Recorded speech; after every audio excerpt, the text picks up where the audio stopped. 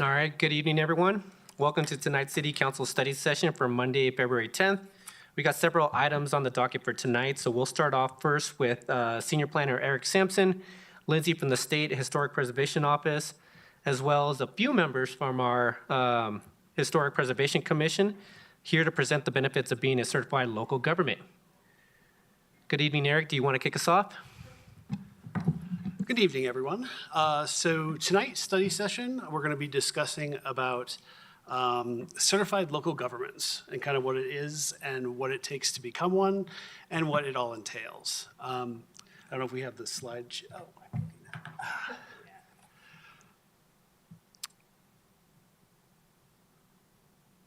Okay, and I'm going to just turn it right over to Cash. He is chair of our HPC at the moment, and we'll go from there. Yeah, hi there. I'm Cash Parker. I'm the chairman of Thanks. Appreciate it.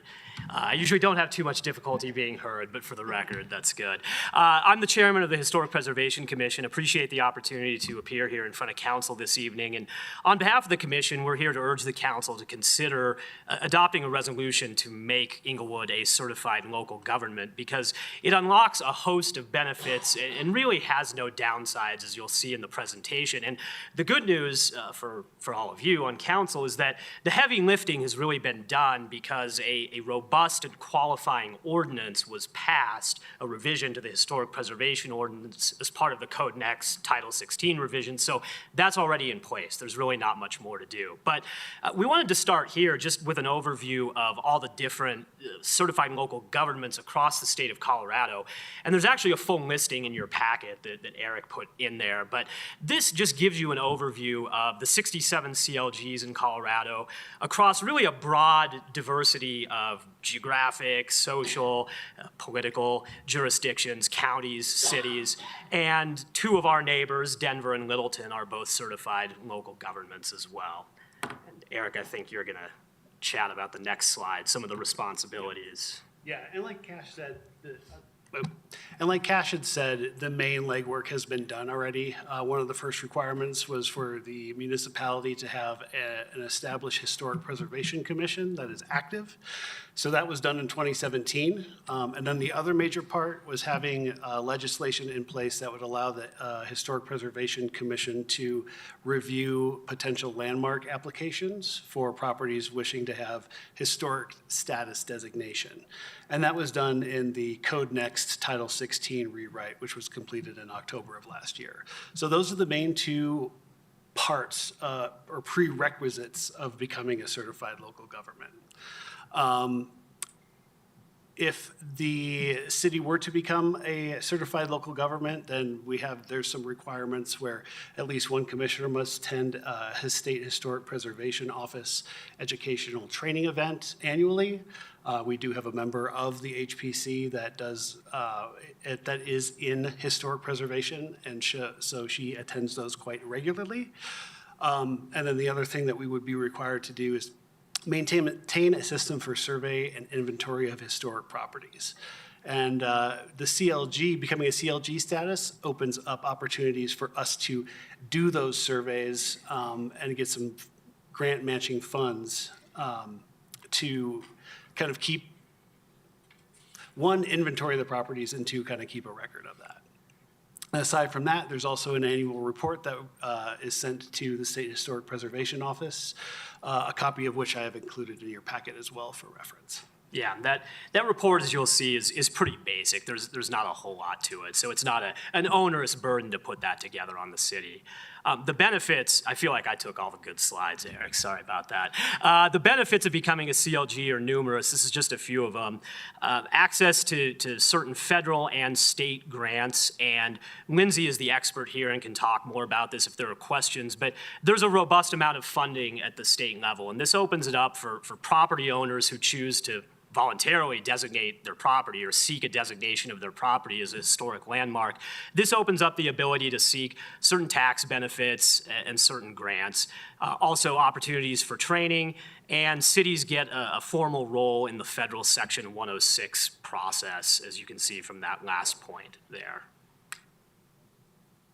So Eric, next steps. All right, so really the next steps in becoming a CLG is first Congress. The city council must adopt a resolution stating that they would like to be a CLG. Once that is done and it is approved by council, then the city will submit an application to the State Historic Preservation Office for review. And then the State Historic Preservation Office will make a decision, and then there will be a certification agreement that it's signed by Inglewood and the state, basically making everything official. I've also included a copy of that certification agreement in your packet as well. There's also in the packet a copy of a resolution, a draft resolution. It's pretty straightforward, also pretty easy to authorize moving forward with the application and seeking the CLG status. With that, Yeah, that's really Yeah. the really basic overview of the CLG program. We do have Lindsay Flewelling here to talk about and answer any questions you may have about this. Yes, I'm going to preemptively slide my mic this way because I anticipate Lindsay probably will have something to say in response to questions. So what questions can we answer for all of you? Sounds great. Thank you very much for the presentation. Everyone, any questions for members of council? Member Ward. One of the things I've seen in the past with other municipalities that have historic preservation ordinances is a sort of a hostile effort where a developer comes in, wants to acquire a building, and I think the old Channel 7 studio is an example of this. And then someone else comes along and they try to slap a historic preservation status on it, and it delays the project because it has to go through the process of determining whether or not it's historic. But ultimately, if it is found to be historic, then it stops any improvements to that building or demolition specifically. An example of something that could come up in this city is the building we're sitting in right now. The last remaining structure of what was Cinderella City, which there's likely to be some debate as to the future of this building when it comes time to redevelop the surrounding area. And my question relative to that introduction is, does this put us at risk of having a process like that in place that the city itself does not control? Yeah, I'll start, and then Eric and Lindsay can chime in. It's a good question. So the way that the ordinance is structured, when it was revised and passed as part of Code Next, the property owner has to consent to the designation. It can't be done, as you put it, hostilely by a third party. So that is the ordinance that council passed. I think mostly this group that's in the room right now is part of Code Next. So that the process can't really play out like that under our ordinance. There is a provision for designating historic districts, an area or a neighborhood, and that was the only point of, I think, real debate among council was what should the percentage threshold be, and it's 65%, right, Eric? Make sure I'm remembering that correctly. 65% of the land of the property owners in the district have to consent, but an individual property, yeah, that Denver, it's played out the way that you're suggesting in certain instances. It can't, under our ordinance, work that way since the landowner has to agree to be designated. So if I hear you correctly, we would still have this direct relationship and control at a city level. Although we would open ourselves to accepting funding from other places, we wouldn't be beholden to decisions that are made in places other than a city level. That is 100% correct. And I think it's a misnomer or misunderstanding, as I've learned more about this from being on the commission, that becoming a certified local government somehow cedes authority to some other entity or governmental entity or party or whatever. It does not. Great, thank you. Thank you. Member Noonekamp. Thank you for the presentation. Thank you for being here. I've got a couple questions. One, you mentioned that we don't think doing the annual report would be onerous and someone from the commission can attend the events. I just want to gut check with staff. Is that a staff responsibility to put together this report? Is that a commission responsibility? How do we see the differentiation between what the commissioners are doing and what you are doing? As staff liaison to the Historic Preservation Commission, I would probably lead that effort, and then with input from the commissioners, and probably, a group effort. Okay. And then can you speak a little bit more about the grant and funding opportunities we would be eligible for if we become a certified local government? Specifically, are these grants accessible from the city, or is it for citizens, for homeowners or property owners? And are they only accessible to property owners who have historic designation status within Inglewood, or could it be someone else? I'm gonna turn to Lindsay because she's the expert on that. If you don't mind fielding that one. Yeah, so there are a few different grant programs and then also tax credit programs available. We have the CLG grant program, which is specifically for the local government to apply to, and it's to do things that help support your local government preservation program, like preservation plans, surveys, design guidelines, education and outreach projects. If you needed an ordinance revision, you could use that to help with that as well. So those are specifically for the local government to make sure that you have support for your program. The National Park Service also offers several historic preservation grants that the CLG can apply for, or you could support like a nonprofit in your community to applying for those. And that would be, some of them are like physical construction work, and then some of them are like survey and National Register designation. And then we have the State Historical Fund, which is funded through gaming in Central City, Blackhawk, and Cripple Creek. And they provide similar like survey and designation grants, but also construction planning documents, historic structure assessments, and actual physical construction work. They give out about $11 million in grants a year. And those can be for private owners. They just have to partner with the city or a nonprofit to apply, but the private owner can receive the grants.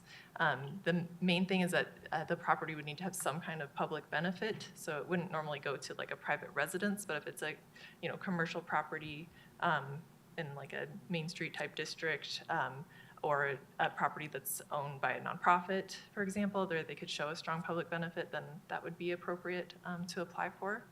And then the CLG program also opens up your locally designated properties and any properties contributing to local historic districts to state residential and commercial tax credits.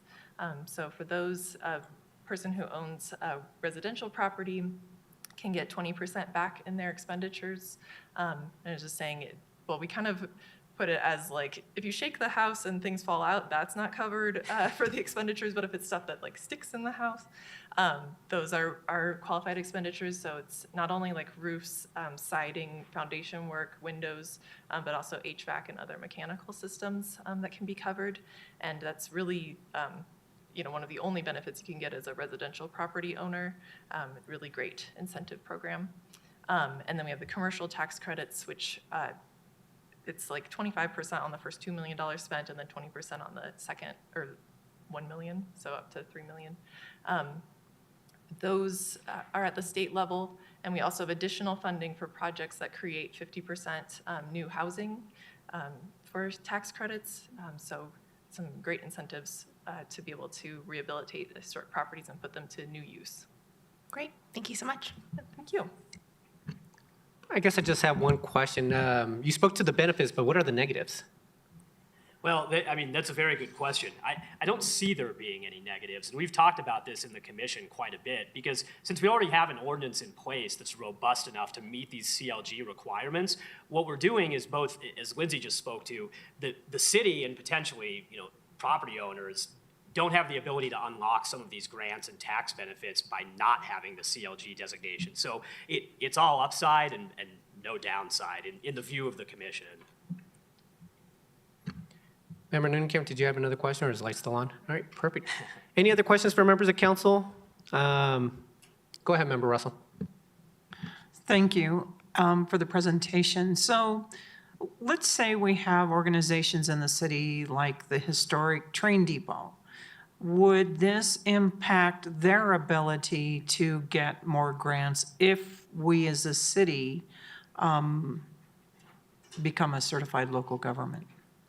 So it depends on if they are designated at the state or national level, but if they aren't, then you could designate them at the local level and then open the door for grants and tax credits. Even if it's a nonprofit-owned property, they can sell commercial tax credits and then layer that potentially, so you could like get a grant and also use tax credits to rehabilitate a building if it's locally designated. Okay, thank you. And it may be designated at a higher level, I'm not sure. Okay, thank you. Anything else for members of council? If not, anyone not willing to see that as a resolution moving forward? I think that's just the one ask from our presenters tonight. So I'm seeing no disagreement on that, so we will find a date to get the resolution for this on the calendar. Now, this is great work. Thank you very much to the Historic Preservation Society. Lindsay, thank you very much for the information, as well as staff for helping put together the information. As I mentioned, we'll find a day to get this resolution on the calendar, and just thank you very much for your time tonight. Yeah. Thank you all very much for your time. Yeah, Thank you. Thank you, everyone. All right, we are going to move on to the next agenda item. We have Capital Projects Engineer Devin Keener here to provide an update for council on the progression of the South Broadway Complete Streets design. We're also going to hear a progression of the Old Hampton Complete Streets, but we're going to be starting with South Broadway to begin with. Good evening. Oh, there we go. All right, testing. There we go. Good evening, Mayor, City Council. My name is Devin Keener, Capital Projects Engineer. I'll be giving you the update on the South Broadway Complete Streets this evening, and then our Capital Project Engineer, Rachel Graffman, afterwards is going to be discussing her update on the Old Hampton Complete Streets project.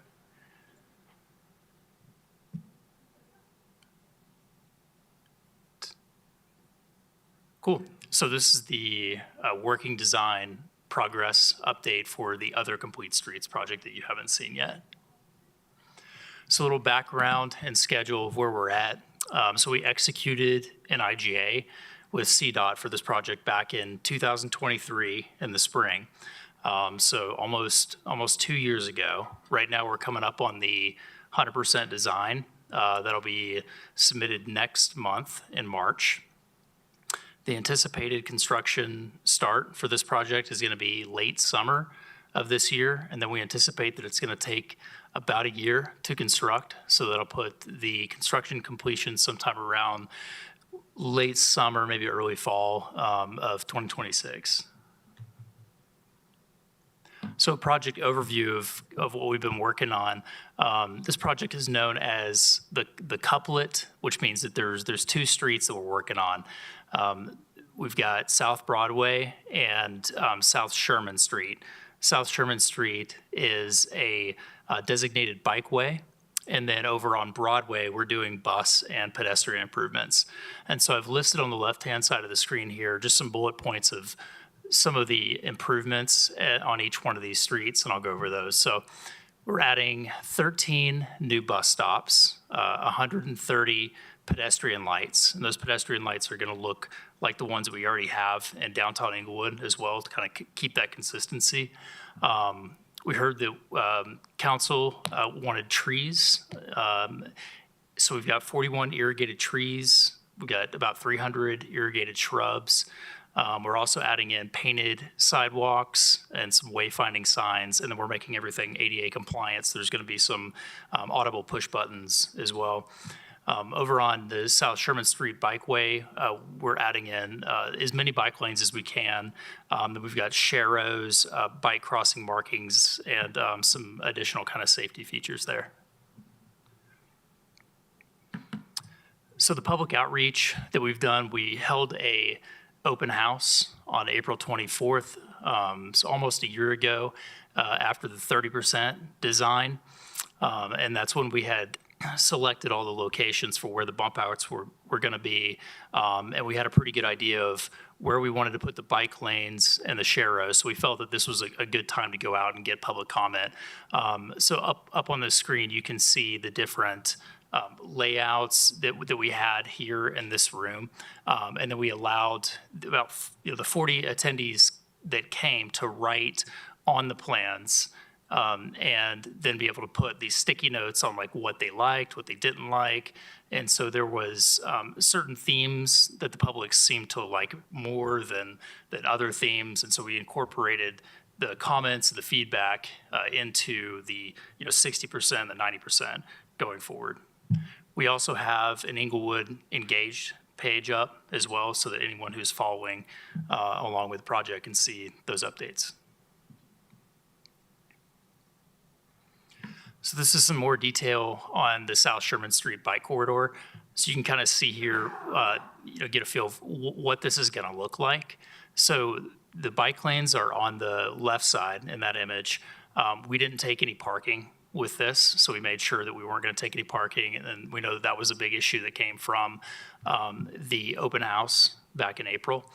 And that's something the citizens were really adamant about. And so we made sure that we didn't take that parking there.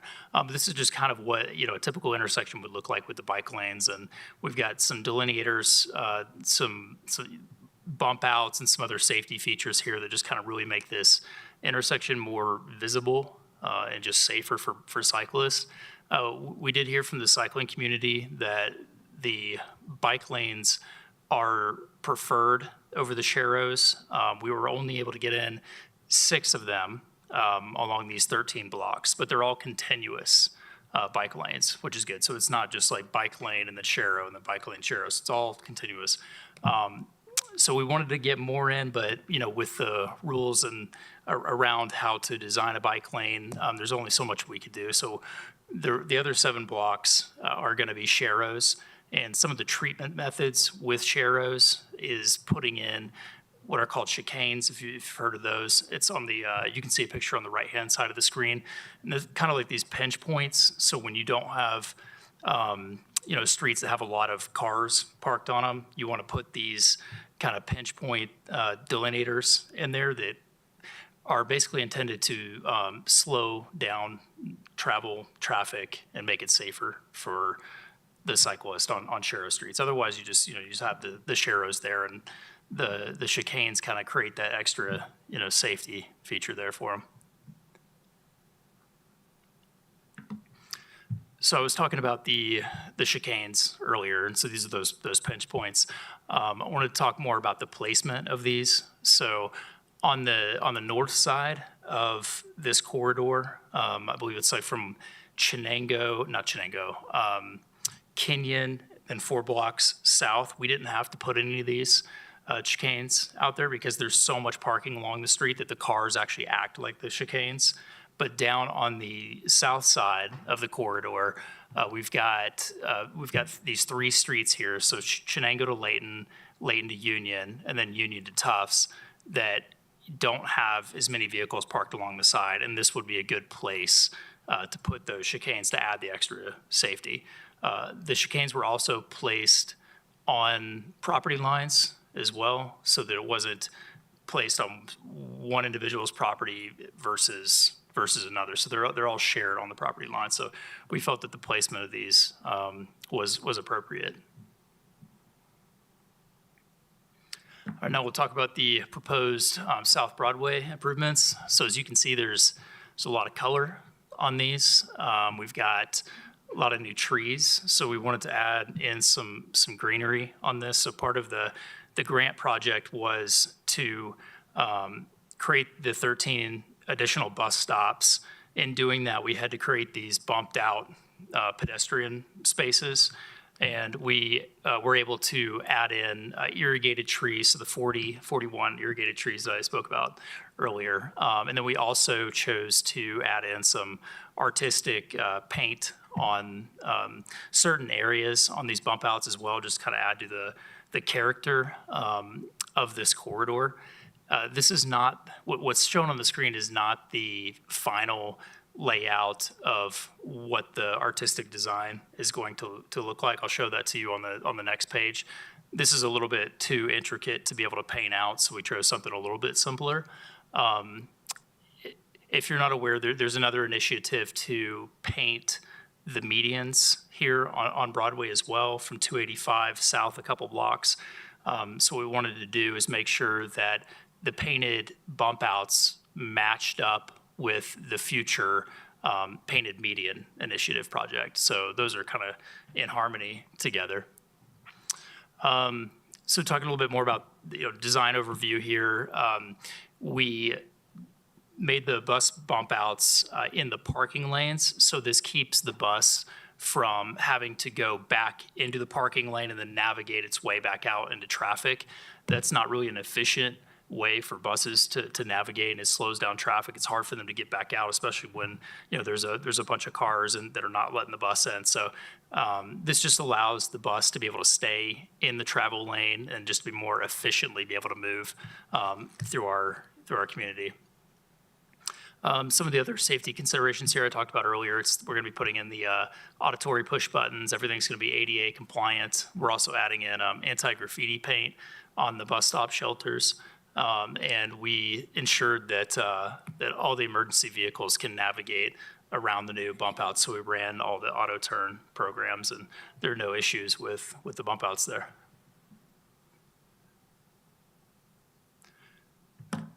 So I was talking in the last slide about what the painted sidewalks are actually going to look like. And so this is a more simplified version of what that would look like if we want to go this route.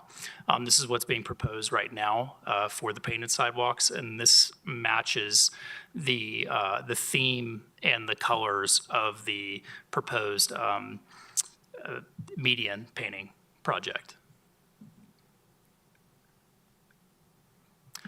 All right, so the total budget for this is $7.54 million.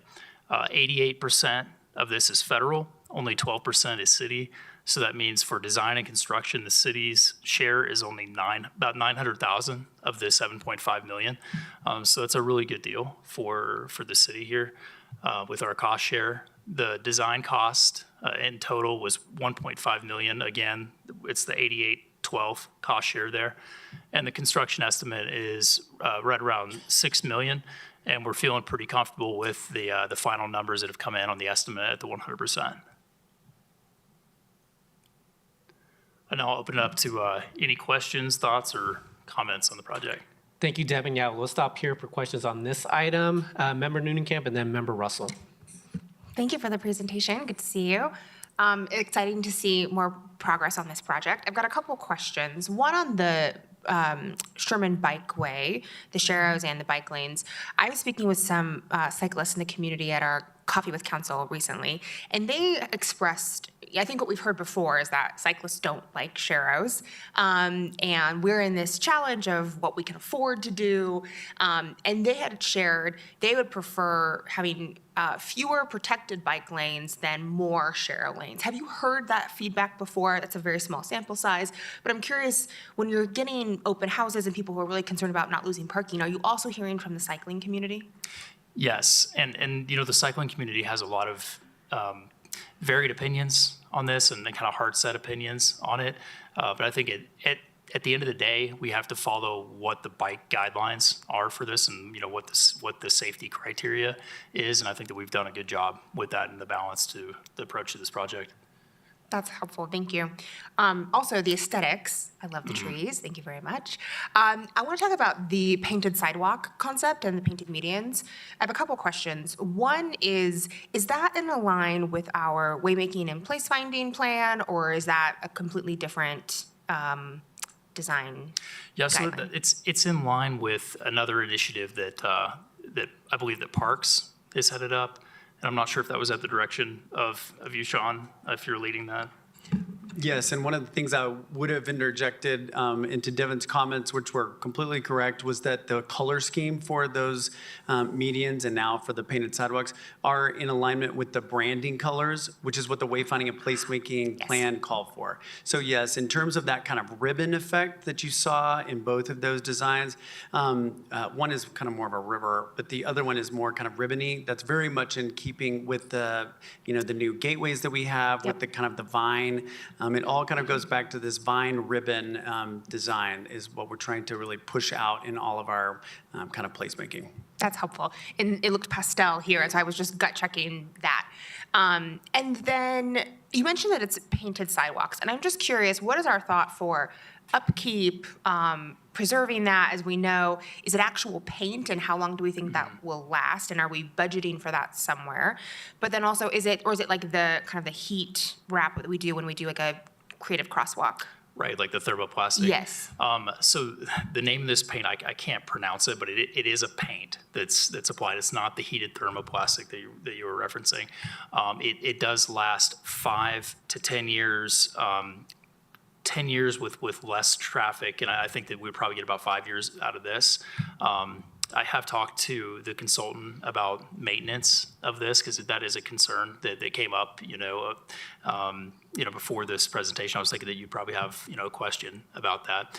I think that we can get, you can sandblast it, over, after 10 years, and then you can repaint it. I think that it might be a good idea if we maybe limit kind of the size of where we're doing this so that it's not so difficult to sandblast. You can sandblast it off, but that might be a lot of work if we paint the entire sidewalk like one of the slides showed. So I think that, if we're looking at maybe a little bit smaller of an area, 10 years down the road, we wouldn't have a problem with blasting off and then painting back over the top of it. And the consultant said that that's not a big concern. But we want to be careful with the placement and how much paint we're using, because things do fade and chip away over time. So. And you mentioned graffiti as well, which is my number one concern. Will we have to be repainting it if there's graffiti regularly?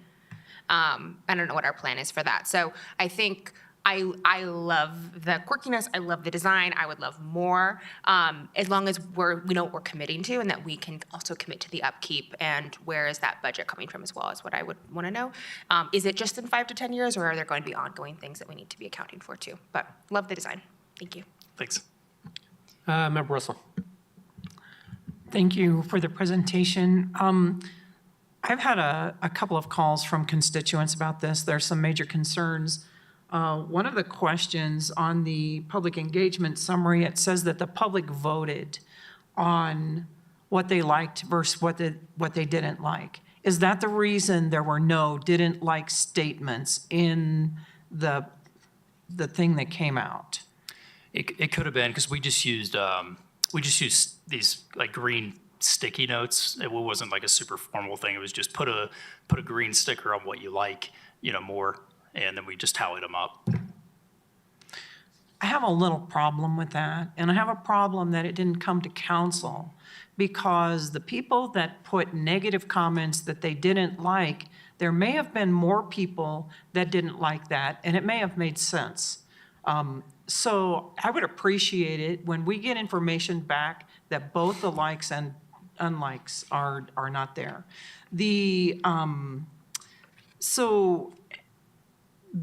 This, what we talked about, is going to, in the Sherman corridor, is going to be all the way from, where's the beginning of it? Is it Hampton? It's going to be, 285 all the way down to Chenango. Now, why did they choose Sherman instead of Acoma? So I think it was the width of that street and the proximity to the elementary school over there. Which Sherlyn. elementary school? Sherilyn, I would Right. think, yeah. So you wanted it to go by the elementary school? Correct. I believe that was one of the intents of the choice back when we went out for the grant app. Okay. And then, so what I understood you to say is that from Hampton or 285 up to Tufts, there will be painted bike lanes. So we've got 6 of them. So we from Tufts, and then 6 blocks north of that. I don't know where that stops, if it's Mansfield or, not sure off the top of my head, but it's 6 blocks north of Tufts are going to be all continuous bike lane. And then it's going to go back to Sharrows all the way up to 285. Okay, and so there will be parking inside the bike lanes, and by Cherylin, is the bike lane, is it on the east side of the street or is it on the west side of the street? So it's on both sides of the street, and then no parking along the entire bike lane has been taken. There will be no parking? No, so parking has not been taken up, so there will be parking. Okay, all right, because that Yes. was one of the major concerns on that street, is people don't have driveways in their front yard and there is no garage, and they park on the street. And so even as you go farther south, has it been taken into consideration that in Title 16, we've approved that ADUs and other structures can be built in there, and so with no off-street parking, so that means there's going to be a lot of parking on those streets from Tufts all the way to Shenango. And the chicanes, also I'd like to know, did the city take into consideration that Sherman itself is a flood hazard mitigation in that area? And so if you're going to put chicanes in there, are we going to be cleaning them on a regular basis? And is that going to create a problem? Because there has been flooding between Tufts and Shenango. Yeah, so speaking to the flooding concern, the delineators are very narrow, and they're not going to be catching any debris. So there wouldn't be any negative side effects to flooding or any issues with debris cleanup or anything like that. Not that I've seen any debris cleanup during a storm event there. And then speaking about the ADUs, there's a lot of parking in that area on Sherman from Tufts down to Chenango, and that's why those chicanes were utilized. The chicanes only take up about maybe less than one parking spot each, and we're doing 3 of them on each street. And so the impact of parking still with the chicanes is really minimal. Probably more so the cleanup. And you think there's not going to be a problem here? Over here on Floyd, the chicanes aren't that long. Today, we drove by there today, a delivery truck was pulling out of King Soopers, ran over the chicanes, knocked them down, they popped back up. Why did we put those chicanes right where the delivery truck goes in and out? And it is a mess over there. On Shenango, we don't do street sweeping between the chicanes and the sidewalk.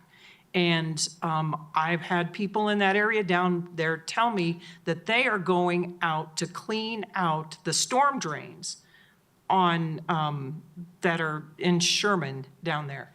If the city isn't going to clean this up, I don't want them in there. Because we can't, it's not fair to add more situations for the citizens to have to clean up in the gutters. Thank you. Member Prang. Thank you for the presentation. Good evening. Just have a couple of questions and a request. So to follow up on what Member Neunenkamp was referencing with the painted sidewalks, I had a lot of similar questions come to mind. So I'd be very interested in some follow-up to council on kind of the projected expense of how often those would potentially need to be repainted, and if there is an anti-graffiti type paint that could be used. So you're referencing the anti-graffiti on the bus stops.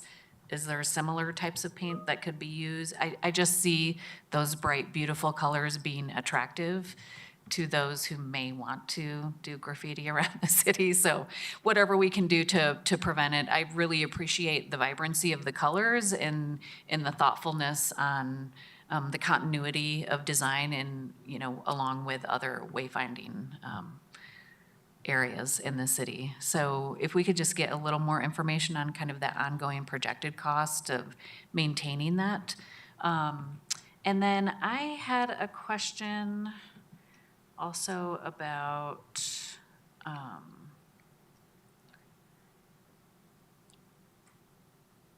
think I was losing some of my questions, sorry. That was the mainstay of it. Oh, so probably, I don't know that you can answer this question, but I'm going to bring some fun into the conversation by referencing. Okay, I'll try. National Stage, and I noticed that in your presentation, this project is predominantly funded federally. Do we have any concerns that were federal funding pauses to actually be implemented, that this kind of funding for these types of projects would be a targeted source of funding? And we would then, obviously, I would imagine if we move forward with the projects, have to take that on as a city were we to not be in receipt of those funds. Yeah, sure thing. Victor, would you like to speak to this more?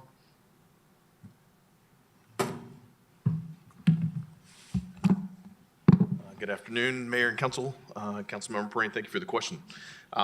We are currently monitoring and collaborating with the City Attorney's Office, as well as our partners at the state, on multiple grants and potential impacts. Because the grant is already administered, IGA is signed, and we're moving down the road at the moment, we're not anticipating any impacts with respect to the federal funding. Okay.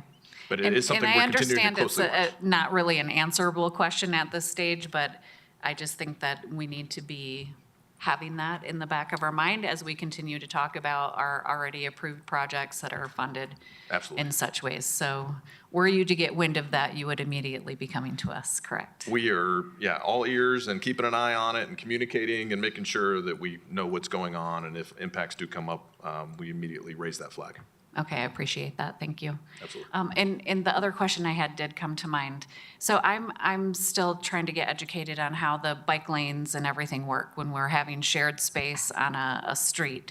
So on Sherman, the section that's the 6 blocks, continuous blocks, that would be bike lanes, how does traffic flow along with that? So if there's bikers in the lane going, then a car would just follow the bikers at a slower speed through that section of the roadway? Yeah, so it's its own bike lane.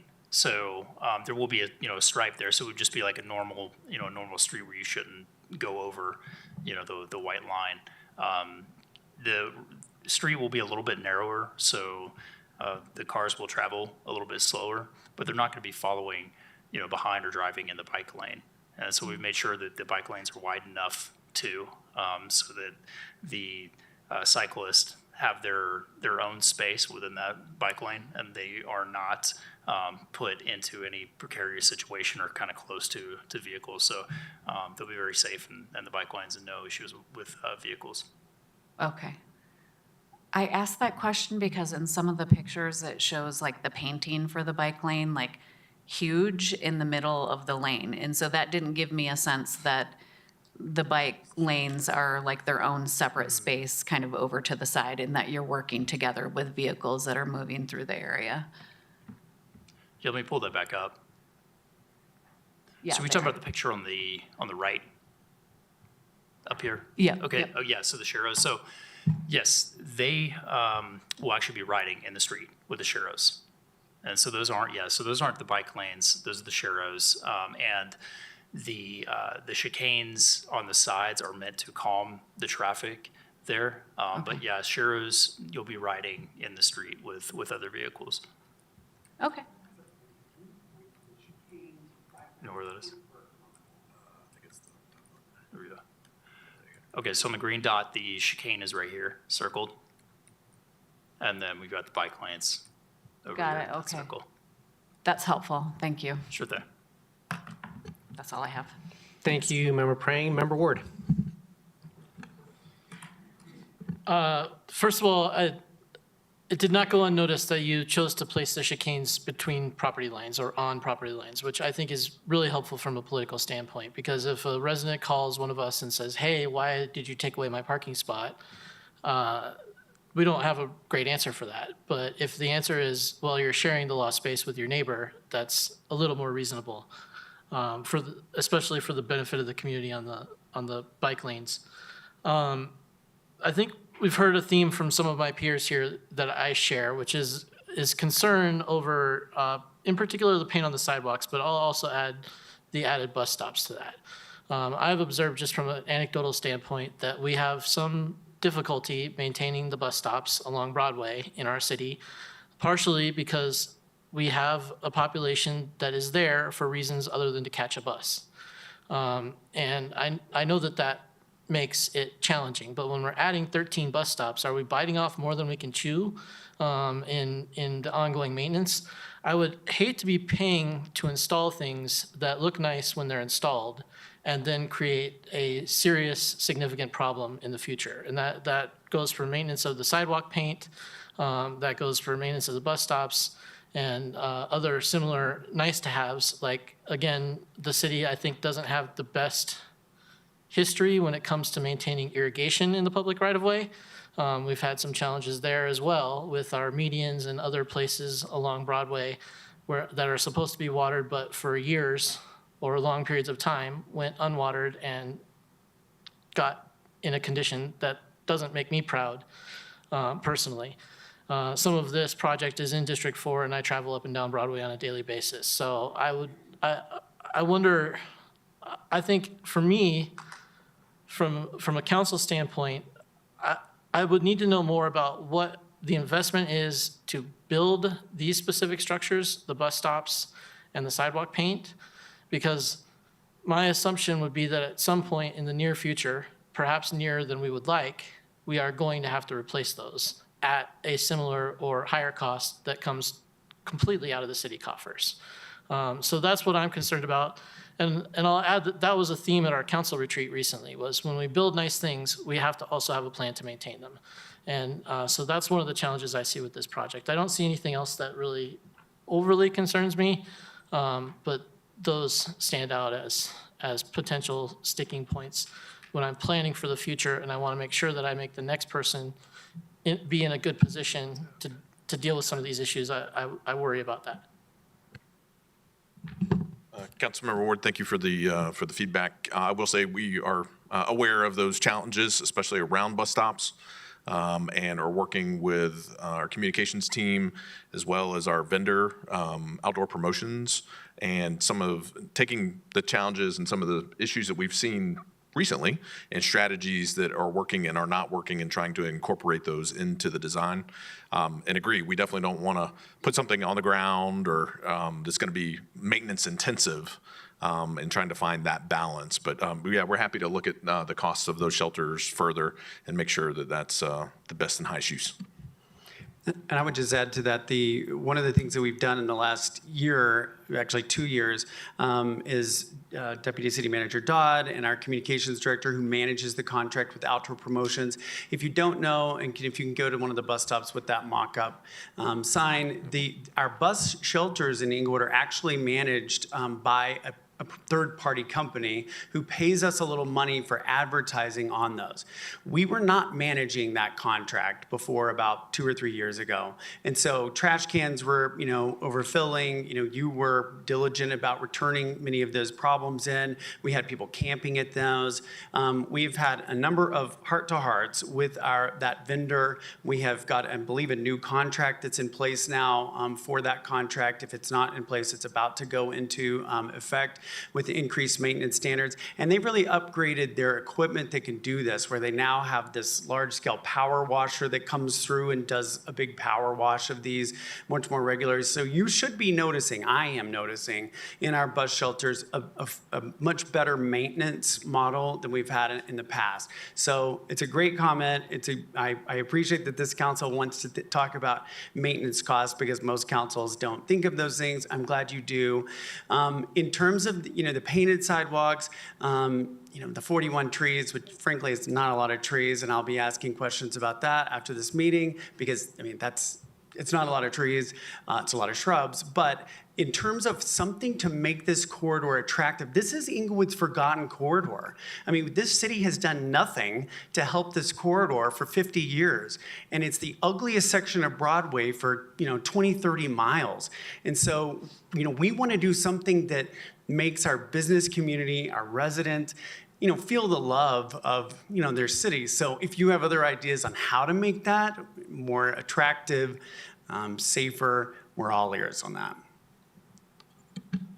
And then I think one question that's probably baked into the presentation that I didn't hear specifically addressed is adding 13 bus stops requires the consent, I assume, of RTD. Have they agreed to service those bus stops? Yes, they have. Okay, thank you. Member Wright. Thank you. Thank you for all the questions, and you're going to receive more. So my first question is, it's piggybacking on the questions for the 13 stops. Has anyone looked at the ridership, even the past 5 years? I know RTD's been struggling, and if we're going to add 13 more stops, is it worth it if the ridership continues to go down? Aren't we just adding more cost to us, and we're not going to have the benefits, especially if RTD continues to struggle? And that would be my first question. Have we looked at their ridership, even specifically in this area, to see what they've done, and is it even worth adding those stops? Yes, I believe we actually looked at this during the grant app, and we noticed that ridership was low, but this was going to increase ridership a little bit. even though it's already a little low. We felt that this was still a good grant application, to go after. It's the 8812 cost share on that, and then there's also the ability to create those pedestrian spaces and this kind of overall improvement to that corridor that Sean was speaking to a minute ago. So in order to get this grant in STEP, we have to add those bus stops? That's correct. Okay, because one of my concerns also is we have a lot of businesses there that don't necessarily have a lot of off-street parking, and we're taking away a lot of on-street parking with those bus stops. I'm one of those people that have a handicap sticker. There's a lot of people that have them. So how are we going to address those with handicap stickers that, have disabilities that will lose that on-street parking ability when we're taking those parking spots away that are on the street? Yeah, that's a good question. So the location of these bus stops are pretty much where the buses were already going to begin with, or right at the corners of streets where you're not allowed to be parking. So it's my understanding that we haven't taken any parking at all with these bus stops. And with the 13th additional, there'll just be other corners that, okay. Okay, you've been asked a lot of questions about paint, so I'll just continue. One of my big concerns comes with EDA again, and balance and stuff. I've been on a lot of street paints and that are supposed to be, okay if they're wet, snow's covered or whatever, and they're not. They're very slippery.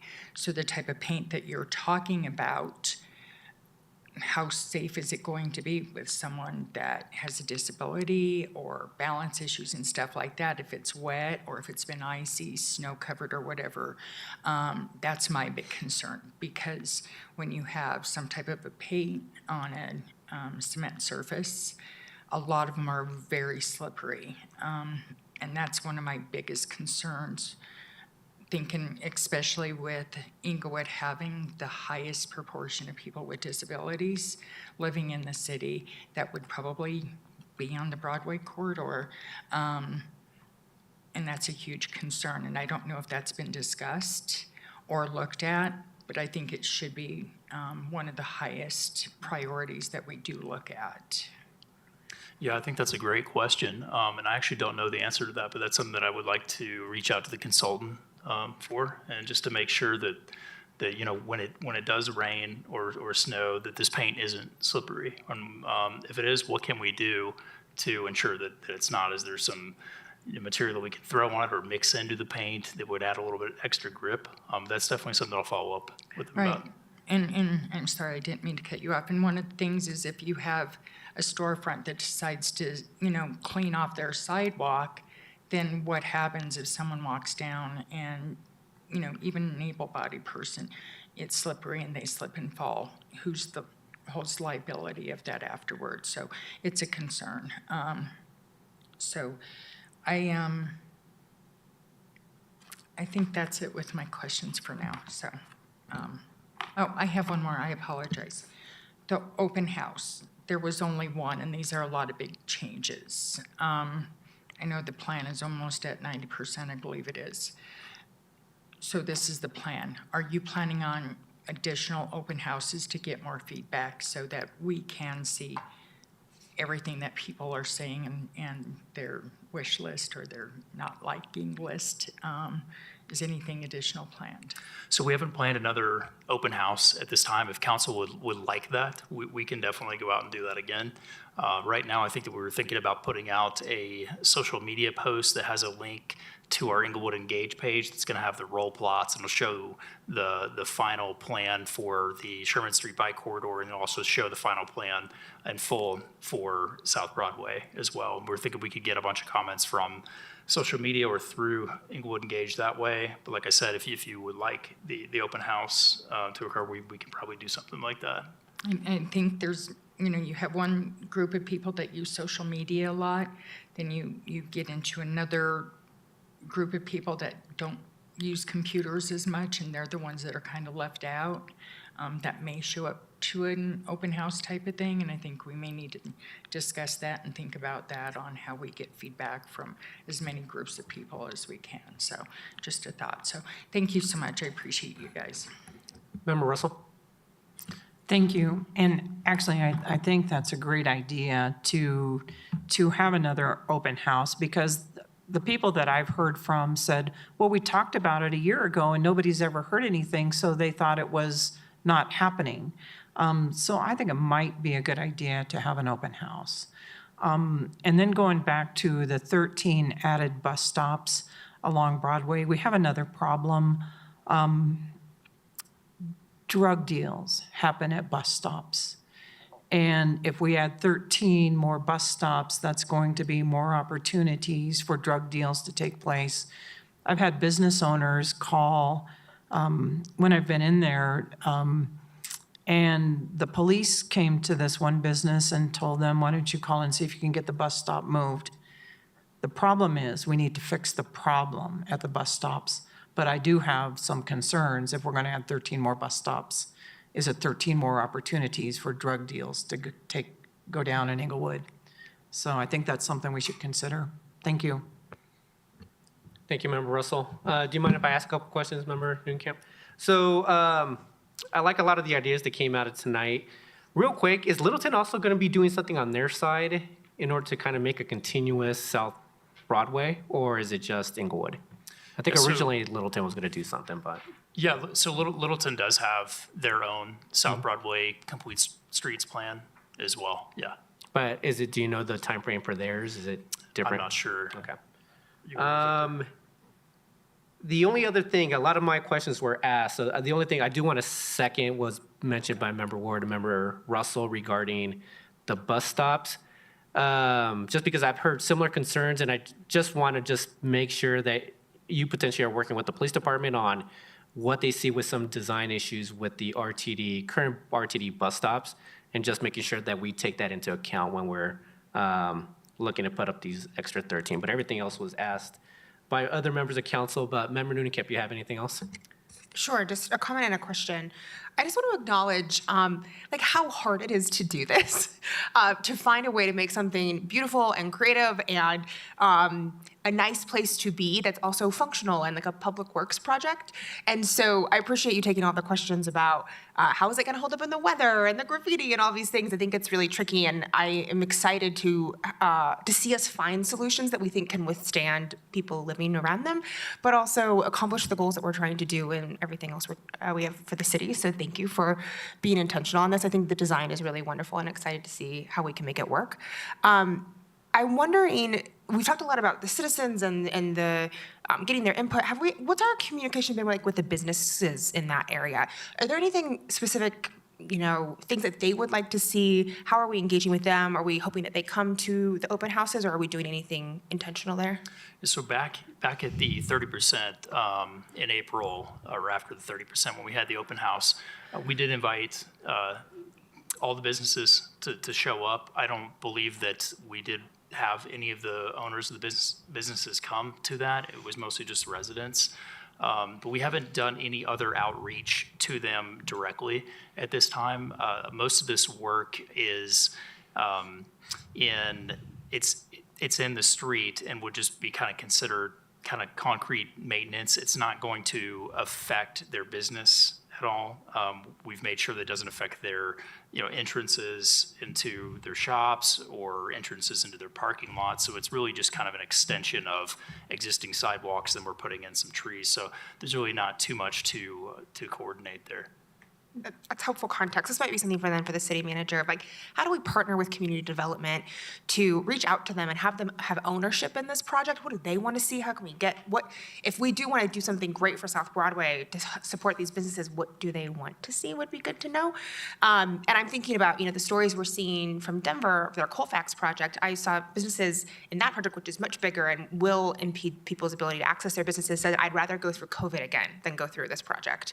And so how can we avoid that that they see this project benefiting their business so that it doesn't just feel like an inconvenience. And I think that the same thing goes for Old Hampton, right? So that's my ask, but I think it's a great project, so thanks. And Mayor, if I could. Sure. I think it's a great idea on the second open house and really having a focus on the businesses. And maybe we can partner with the Inglewood Chamber as well and get their feedback as well as our economic development managers' contact list to really get that engagement. To your point about Colfax, businesses a lot of times don't engage until someone has a jackhammer in their street. Luckily, this project is not going to have many jackhammers in the street. I think we are putting concrete under the bus paths. Is that correct? So there will be, a construction impact. If I can go back to the paint question, again, great questions. Glad council's thinking about maintenance. Many cities, would be putting brick in their sidewalks. Much harder to maintain, I think, long-term in terms of it gets unlevel, it gets uneven, it's an ADA concern. But I will say that Parks right now is looking at doing the painting themselves in the medians. I think we'd use a contractor here. But this is something that frankly, it's the cheapest possible solution to make sidewalks look interesting and visually kind of neat. I actually am really intrigued by Member Wright's question, though, about the slickness. Did you say that these would have some sort of grit or something? I missed that answer. We're going to check with the consultant. to make Okay, sure. because I think that actually is a pretty good concern in terms of, is that going to make these, when it's wet, slicker? But it really is something that, we own power washers, we, own paintbrushes. This is something that, our team, at least on the medians, has talked about that they could actually do. We recently painted the Inglewood entryway sign on the north side of town black in the median, and that's when Parks was like, oh, we can do this. Working with Public Works to block off one lane of traffic, you get your folks on one side, then you block off the other side, you paint that side.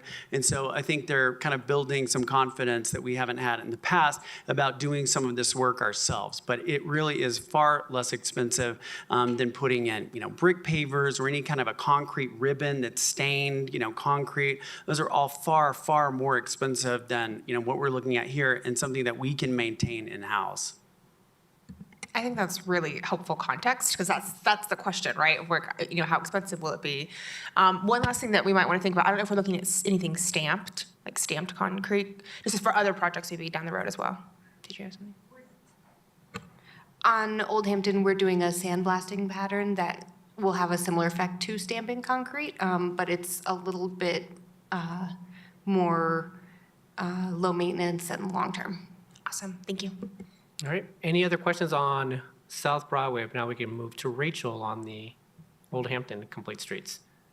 Devin, thank you so much for that piece. We may have more questions just depending on how this next, how Old Hampton goes. Go ahead, Rachel.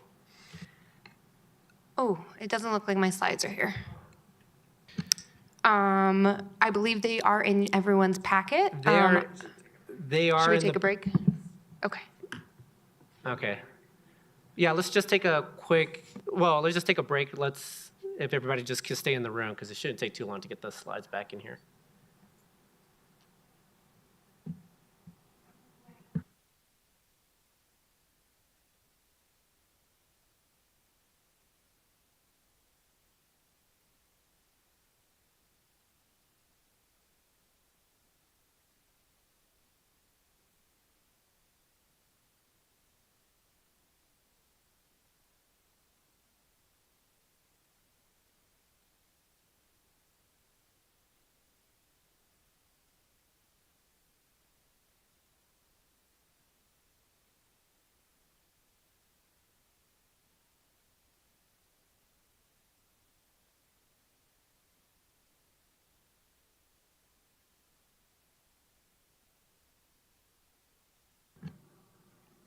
The next item may take an hour. Is that okay? Do we want to move to the next item, council? It'd be the housing. Yeah, they're in the packet.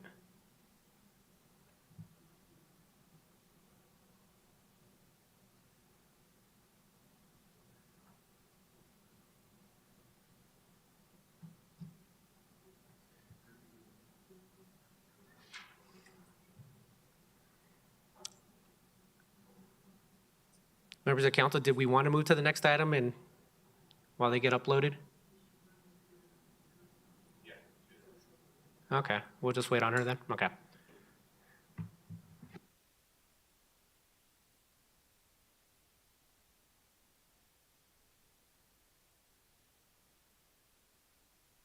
Yeah, if you want to take a quick 5-minute break, council.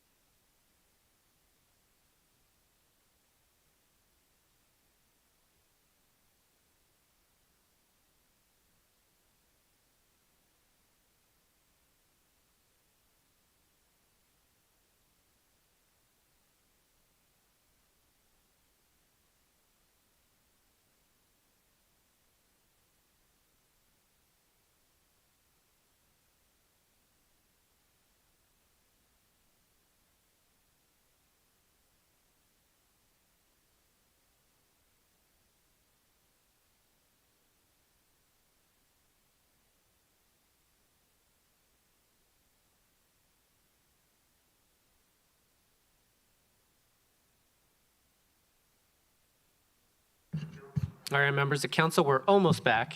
Just got to verify that this is shown on the YouTube as well.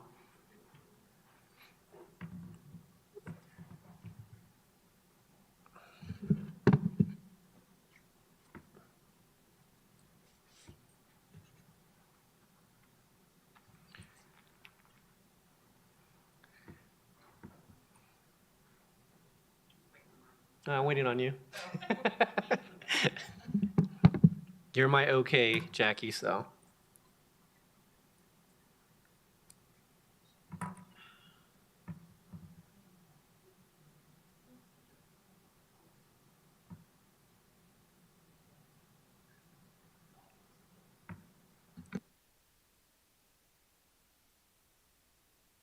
Great, we're good to go. All right, Rachel, we got a few slides here on Old Hampton. Okay, good evening, council and mayor. I am so sorry for the technical difficulties, but tonight I'm going to give you a final design update on the Old Hampton Complete Streets project. First, a little schedule update. Right now, we are between 90 and 100% designed, and the 100% design submittal is due to us at the end of this month. After that, we'll get all the necessary paperwork in order to put it out for bid later this spring, with our intention of starting construction at the end of summer. The expected construction duration is approximately 1 year, and we hope to show you tonight a really exciting design. I've got 3 renderings for you, and the first one shows the gateway element. This was designed by our landscape architect, and it shows stuff that is not part of the branding, because that was the intention of doing something different in the downtown area. This was coordinated extensively with Hillary Portell at the EDDA, and it also shows our trees in the median. We were able to get some trees in the corridor. They are in the median, both east and west of Marion. Those medians are 2 of the 4 medians that we are installing in the corridor. The other 2 are adjacent to Ogden. So east and west of Ogden and east and west of Marion, we have medians. The medians east and west of Marion will have trees. The next rendering I have for you shows kind of what we'll be looking at an intersection. So we have planter pots looking from left to right, and those are paid for and maintained by the EDDA, including watering. Next, we have a concrete bench with an orange topper. Orange was selected as the color for the corridor because it represents energy and vitality. All benches in the corridor will also have a handle or an armrest that is going to serve 2 roles. One is to help folks who are elderly or disabled get up when they're sitting on the benches, and it's also going to prevent folks from lying down or resting on the benches, as that's not our design intent. The last thing you can see on the far right end of the image is the water quality planter. Those will have benches as well, without toppers, but with the handles. And we have coordinated with parks to get irrigation and a pretty nice planting array for the water quality planters. At the bus stops, we have the shade structure. I think we talked about it last time, but it's a little bit different than a bus shelter because it doesn't have those walls. And we have some benches planned. It's a little confusing because we kind of use the term bench and chair interchangeably, but if you see under the shade structure, there's a bench with a back. We recently transferred the design to a perforated metal for low maintenance needs.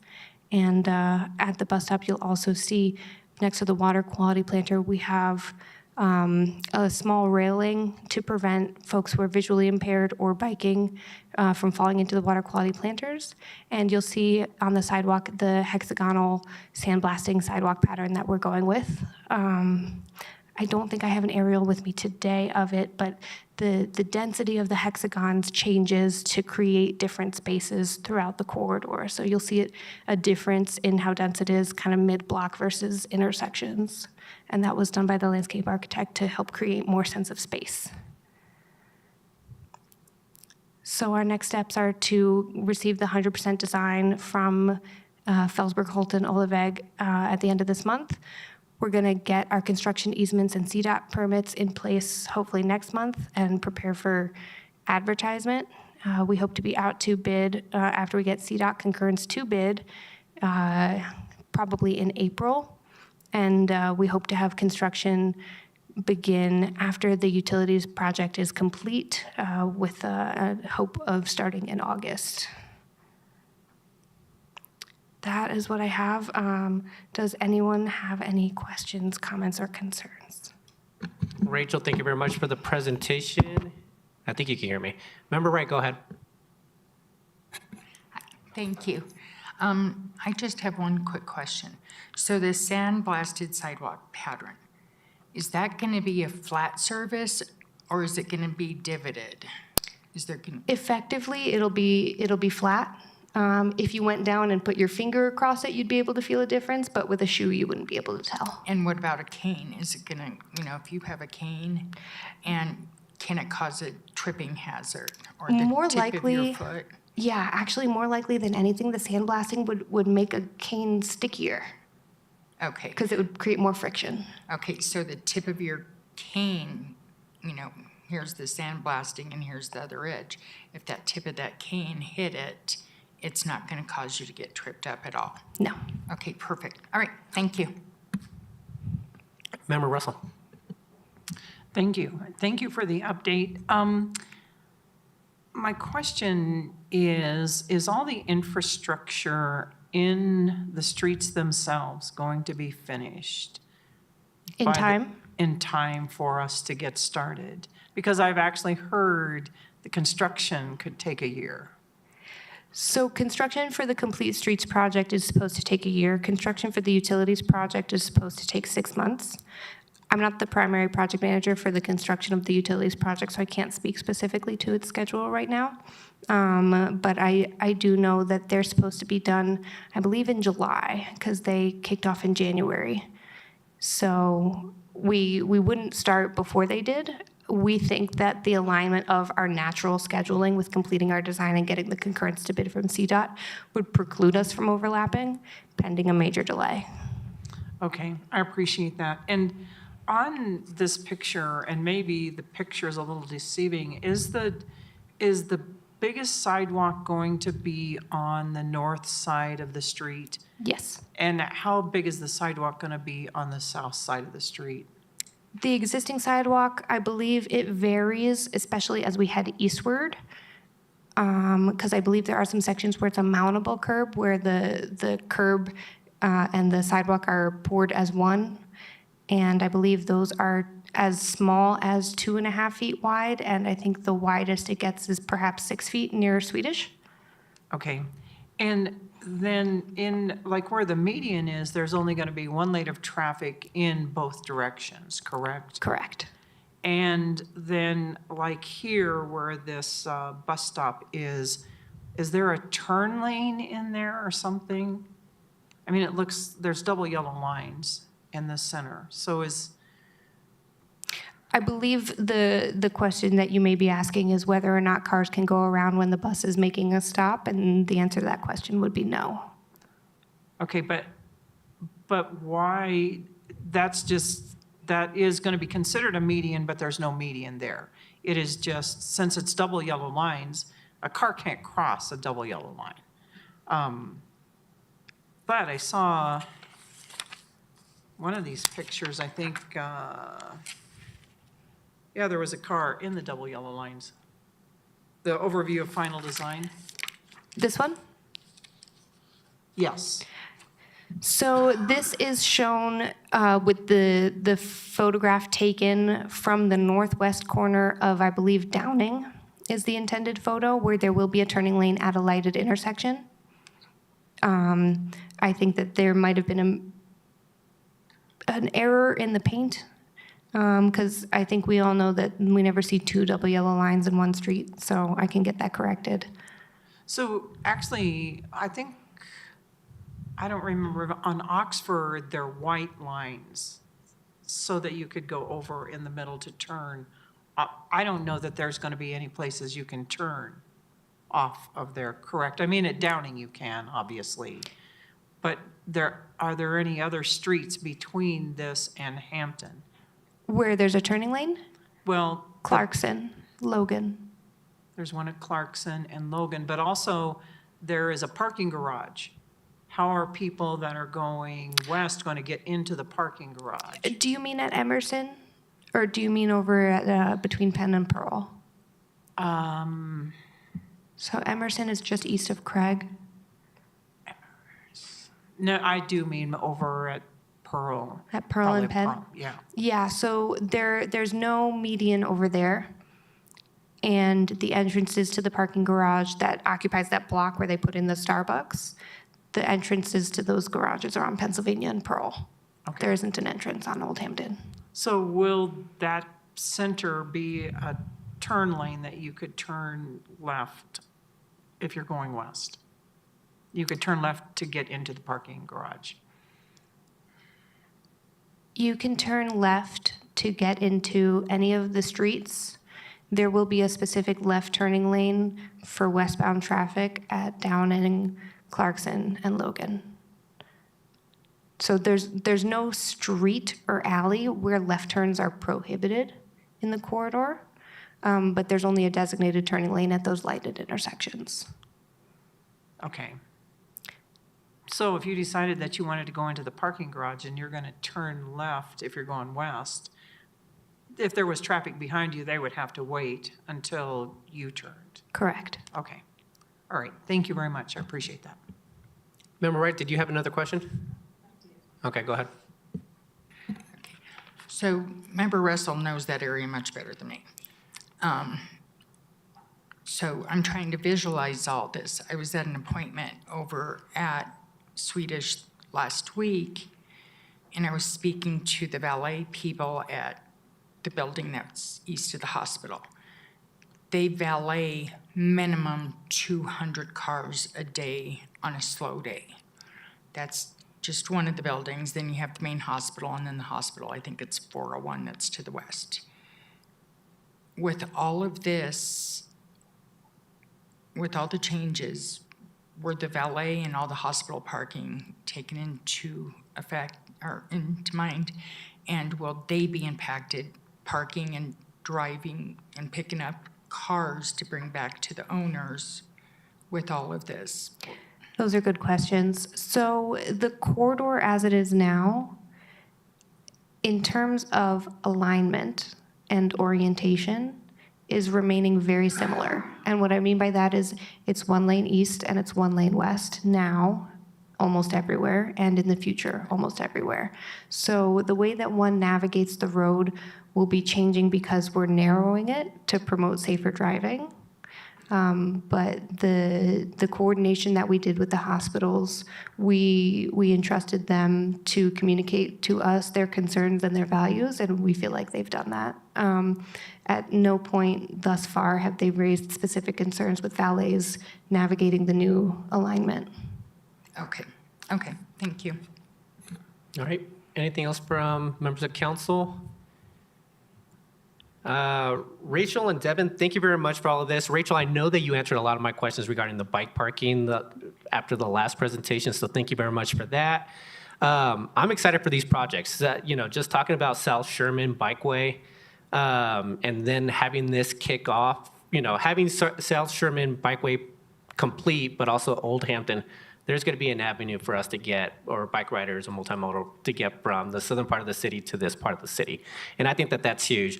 All the improvements that you guys have done with the beautification for this area, for South Broadway, I think is going to be huge. I think it's great, something that we've been talking about quite a bit. We're obviously been talking about north of Hampton on Broadway as well. So there's a lot of things going on within the city that I'm very proud of, and thank you very much for all the work that you've done on this. So just, there's going to be growing pains with this, but there always are with these type of infrastructure projects. So thank you very much for all your work on this. Thank you. All right, everyone, we're just going to move into the next item. This is the review of state housing laws. We're going to bring up Planning Manager Brian Isom here to talk about some of these laws that are pertaining towards housing. Mr. Barbaro, good evening.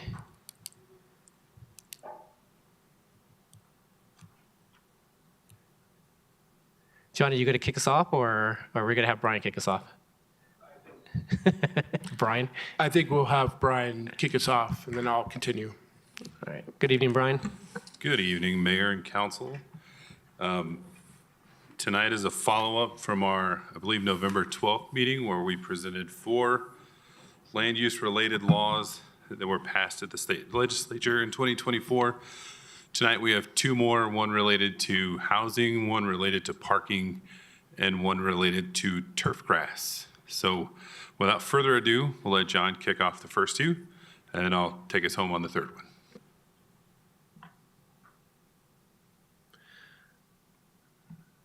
Good evening, council members. It's been a while since we were last with you to discuss these different laws that have been passed last year. It seems like quite a while ago, but and some things we've been working with DOLA on some of these, especially this transit-oriented communities bill, and we're very pleased with how DOLA is working with us. So that's good news. But getting into HB 2024-1313, this is the Transit-Oriented Communities Bill. And a quick summary of that bill is that this identifies local governments that must develop housing opportunity goals to increase housing inventory. The cities must determine targeted average zone housing density. They must document the methodologies used, identify zone districts that may qualify as transit or neighborhood centers, adopt affordability and displacement strategies, and also potentially analysis of the adequacy of water supplies. So I want to just point you out to 2 key dates, or 3, maybe 3, where we're at now. Obviously, now we're into February 2025, but one of the first key date I'll point out is June 30th, 2025. That is the date that we need to do a local preliminary assessment report due to the state. At that time, the state will also release their affordability and displacement strategies. Now, that's just their preliminary report, and then you have a year and a half to do your final report. So there's quite a bit of adequate time in terms of finalizing your strategy. So that won't have to be due till the December 31st of 2026. And then the state has a year to officially qualify communities as certified transit-oriented communities, which will then be eligible for grants and income tax credits. So getting ready to analyze this bill and how it might affect Inglewood, we took the legislation and read it very carefully and began to try to make our own interpretations of what that legislation meant to get a good idea of where we stood. And so basically, the law starts with identifying transit station areas first, and we have 2 of those. We have Inglewood and Oxford LRT stations, and that's shown there with the blue circles. It's a half-mile radius. And then the second aspect is certain bus corridors that are high-frequency bus corridors are also part of the law, and those are outlined in red on the map. And those areas include South Broadway from Yale to Hampton, the South Federal Bus Rapid Transit Corridor that starts in the northern suburbs, goes through Denver, goes down to Dartmouth, turns at Dartmouth to the east and connects into Inglewood Station. That's in the planning works right now. It also includes South Federal Bus Rapid Transit Corridor farther south between Radcliffe and Bellevue, and the Evans Bus Corridor, Pecos to Zuni. So HB 2024-1313 calls out parcels that are as non-exempt and parcels that are exempt. And so all parcels that fall in those transit areas, station areas, and bus areas, you have to figure out, are they non-exempt or are they exempt? And parcels that qualify as exempt most commonly are industrial, park and open space, school, government, or utilities. And just for your information, future city center development parcels are initially classified as exempt because the land that is underneath them is owned by the city of Inglewood at this time.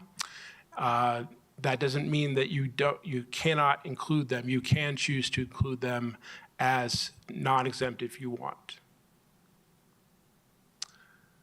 And so to do our little bit of our back of the napkin analysis, we classified all the parcels as either exempt or non-exempt based on the criteria in the law. And we figured out what our total non-exempt acreage was and took that times 40 units per acre as stipulated in the housing law. And that would give us a housing opportunity goal of 23,313 units. Now, that does not mean that the state believes that you shall now construct 23,000 units in the future. This is just the capacity that you are zoned for, and this is your goal. And so then basically, the next step in our analysis was to identify all the zone districts that included the non-exempt parcels and figure out what the density that we have currently on the books through Code Next for those. And we tried to be very conservative, especially with our MUB1 and MUB2 zone district. We have found since then, talking with DOLA, that we can attribute a lot more density than 100 units per acre as shown there. And then we calculated the total acreages of all those zone districts times that standard lot density to get an estimate of where we stood in terms of our zoning. And what we came up with was 24,780 units that we are zoned for, which would exceed our goal, calculated goal in the last slide by about 6%. So we feel pretty comfortable right now, at least back then. We felt very comfortable a number of months ago that we were going to be able to easily meet our targets. And we're more comfortable now, actually, in our discussions, further discussions we've had in the last few months with DOLA. So in conclusion, the city likely will be able to meet its zoning residential density requirements without adjustments, but we will still need to designate transit centers. The city does have flexibility in determination of city-designated transit center boundaries. There will be a potential optional decision to include certain city center and industrial zone parcels as non-exempt. However, the industrial property designated would require it to be administrative approval for residential development. You would have to go away from the planned unit development approvals that we have done in the last 15 years and just be use by right. Another potential optional decision would be to expand the transit-oriented community boundary to other areas such as the old Hampton corridor, which would be very well qualified with the density that we have there, or potentially South Broadway, south of Hampton to Bellevue. Just for your information, that is being planned for a future bus rapid transit route as well. That would probably happen in the 2030s. All right, so just, I think that, then I have this one last slide about benefits. What are the benefits for transit-oriented communities? If you become a certified government, you are eligible for planning and infrastructure grants. You are also eligible for additional low-income housing tax credits. And you're also eligible for DOLA's structural guidance and assistance in development of affordable housing, land use, and zoning policies. And so with that, just give you kind of a few next steps that we think we need to take care of. So I mentioned that June 30th, 2025 date. So the staff, DOLA is rapidly getting to a point where they're finalizing their final guidance for doing these analysis. And so we would be able to jump in as staff and complete that preliminary report by June 30th, 2025. We're also been hoping to engage our Planning and Zoning Commission about this legislation, but we've been holding off because we wanted to introduce this topic to you first. But we'd like some permission to proceed in the context of the comprehensive plan update with Planning and Zoning. And we would come back to you in July with the preliminary report findings and go over that with you. And with that, I would like to turn it over to council for any questions, comments, and discussion. Thank you very much, John, for the first item here. Any questions for members of council? Go ahead, Member Nunekamp. I have a question on the city center and the industrial exemption piece. Is that something that we would need to decide this summer, or is that something that we could decide later on? And what are the pros and cons of that besides just we would get rid of the PUD process for that area? So I believe that you wouldn't have to decide that right away. I think what we would do is we'd do the analysis as things are now. And so we would consider that as exempt. And then then the second round after that, working up to the final report, you would have a year and a half to do further analysis and decide whether you would want to go ahead with that option of not exempting city center or the industrial. And just to make sure I'm clear, as it relates to this piece of state legislation, the only reason for this to exempt it is it would help us meet our goal more. We already have exceeded the goal, so we feel comfortable there. So we don't need to do it unless we just want to designate it for a residential. It may make a lot of sense, especially city center, because it's right there at your station. And so, it is zoned as a transit-oriented development community already. So it would probably make a lot of sense just to say, yes, that's part of our community. The industrial is maybe a little bit different story. There's probably pros and cons to that. Okay, and that exemption with those two areas wouldn't impact if we wanted to become a certified transit-oriented community and our access to funding. That doesn't matter, right? No, I think it is your decision on those two pieces. Okay. The legislation would be totally silent. It's totally up to the city. Thanks. Member Russell? Thank you. So in looking at all of these, we already qualify. We wouldn't have to do anything right now, correct? I mean, you have to do the report, I'm assuming. Yes. But we fit within the parameters. It looks like that's what we have concluded, that we will pretty easily fit within the parameters of the legislation. Okay, and the reason I'm asking at some of these yellow areas, they're single-family home areas, and they're probably more affordable than buying new things, especially over in southwest Inglewood. Those are all brick homes over there. They'll last for a long time.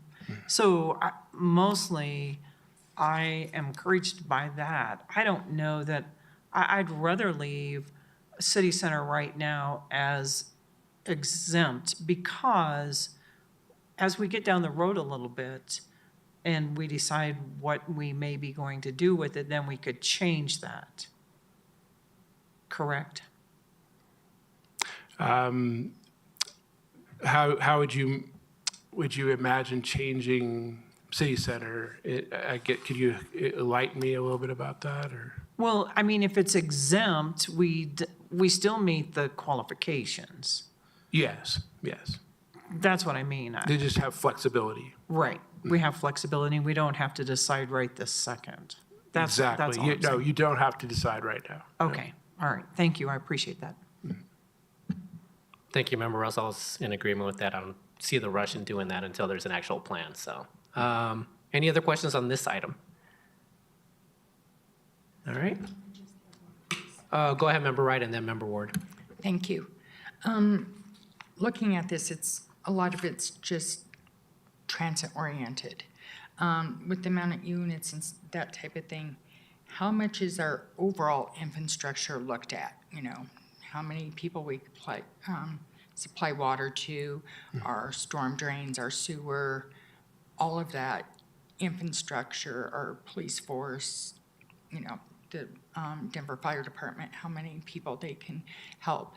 Is that looked at all when it comes to this, or it's, you know, approved, not approved, and then on the back end we look at The it? legislation does talk about a city has the potential to look at their water resources to ensure that they do have the adequate water to serve those additional units. It does not necessarily require any analysis beyond that, though. Okay, okay. And I think we need to do a deeper dive on that, so. Well, okay. and you may also recall that the council approved impact fees for other certain parts of our infrastructure, such as police. Those things where new development has to pay their way. So they have to pay their share by providing those impact fees when they build new units. So there's a lot that is covered under those. I just wanted to add that. Right, and I understand, but it's how quick those impact fees catch up to what's being done and, you know, our storm drains and stuff. So thank you for that answer. Member Ward.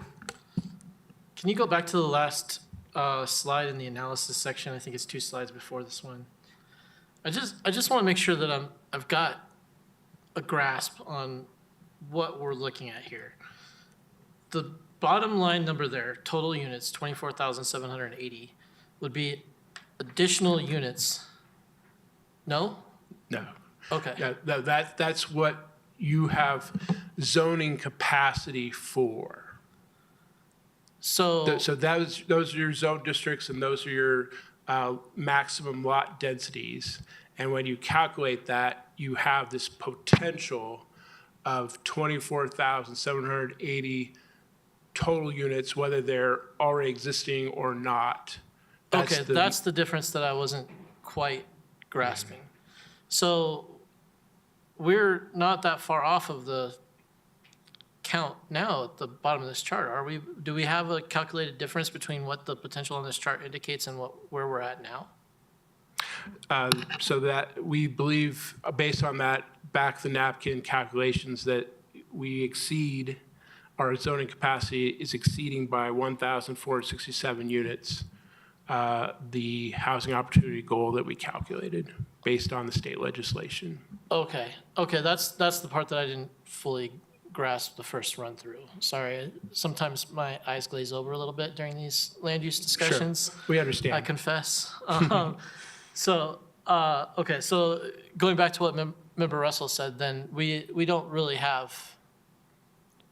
I was a little bit alarmed when I was looking at these as additional units because that would be extreme in our town, but that's not what we're dealing with. So, okay, thank you.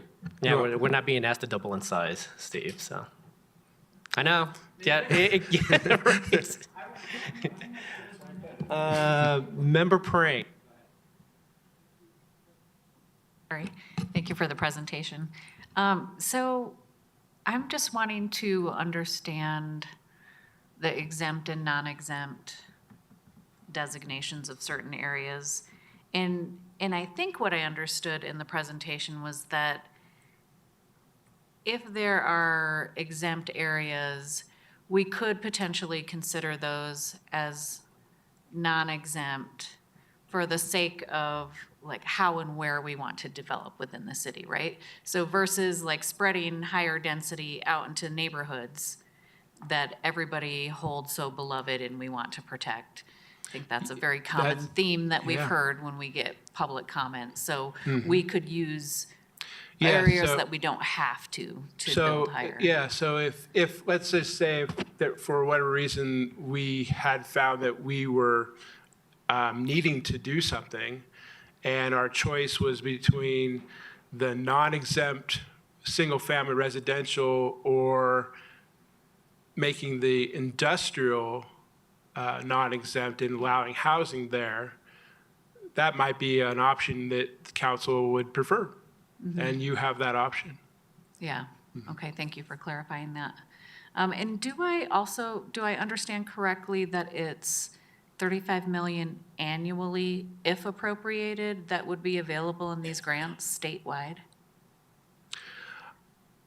I do not really, I couldn't verify that because I just haven't looked at that number. That's what was quoted in the act itself. Okay. And so If that's it what didn't you seem saw like there there. was assurances for like the ongoing years. It did say that it would be appropriated annually. I just was noting that because 35 million is a pretty insignificant amount for a statewide competition for these dollars. Yes, we found that out with some of the affordable housing grants that were out there that we tried to go after, that there was way too much demand and not enough supply. So, yeah.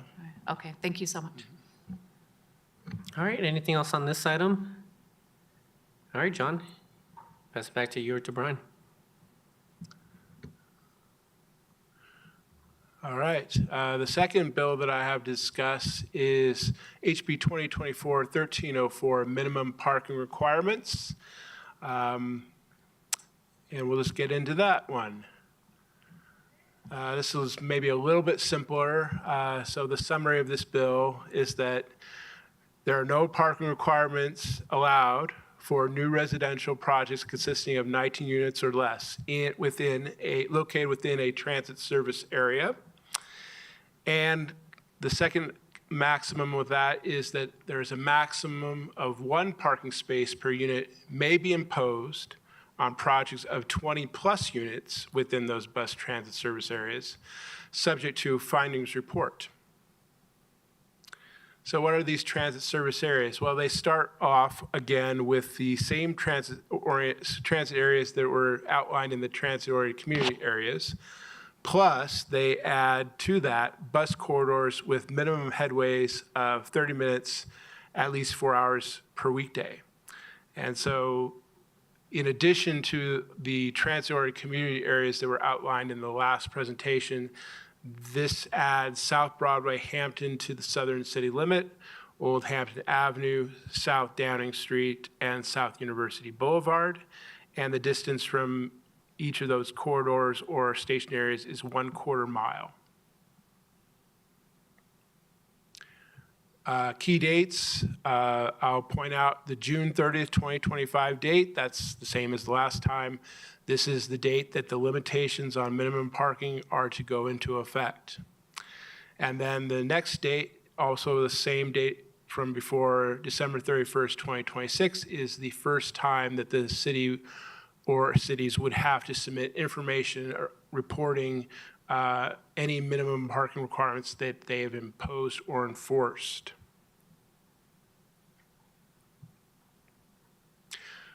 So what is the intent? What happens with this if this is implemented?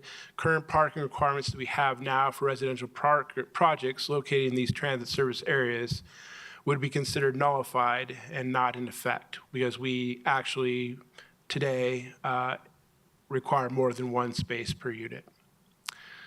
To impose a requirement no greater than 1 space per unit for 20-plus units, the city must publish a written findings report within 90 days of receipt of a completed development application, documenting substantial negative impacts on safe pedestrian, bicycle, or emergency access to the development, or existing on and off-street parking within 1/8 mile of the project. The published report must also be reviewed and approved by a traffic engineer. It must include localized parking utilization data within 1/8 mile and demonstrate that strategies to manage parking demand would not be effective. And the community shall annually submit information regarding new residential project parking minimums imposed.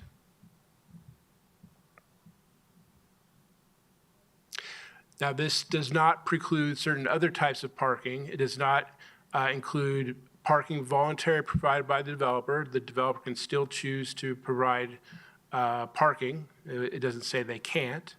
The city can still regulate accessible parking requirements and EV parking. It can also impose maximum limitations on parking and require that developers charge for provided parking, or require that the developer pay into some kind of shared parking plan. It also does not preclude the city from regulating bicycle parking minimums, nor coming into conflict with compliance with an affordable housing funding condition, nor parking agreements entered into prior to July 1st of 2025. So in conclusion, in order to fully comply with this law, the this legislation would require amendments to our parking regulations in Title 16.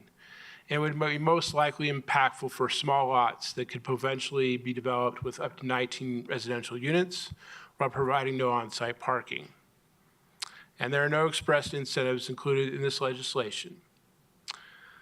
The opposite of the full compliance with this law would be to ignore this law and not comply. And there's also probably a middle ground called partial compliance, which would be kind of like spirit of the law versus the letter of the law, and where the city may choose to comply with things that it can stomach and say, and come up with some kind of alternative to things that the city would not want to necessarily do that are mandated in this legislation. And so with that, I would like to turn it over to council again we want to listen to council, how they feel about this legislation. And then hopefully we can think of some ways to come back to you with some alternatives. Thank you very much, John. Any questions? Member Praying, your light's on. Did you want to start or no, not yet? All right, go ahead.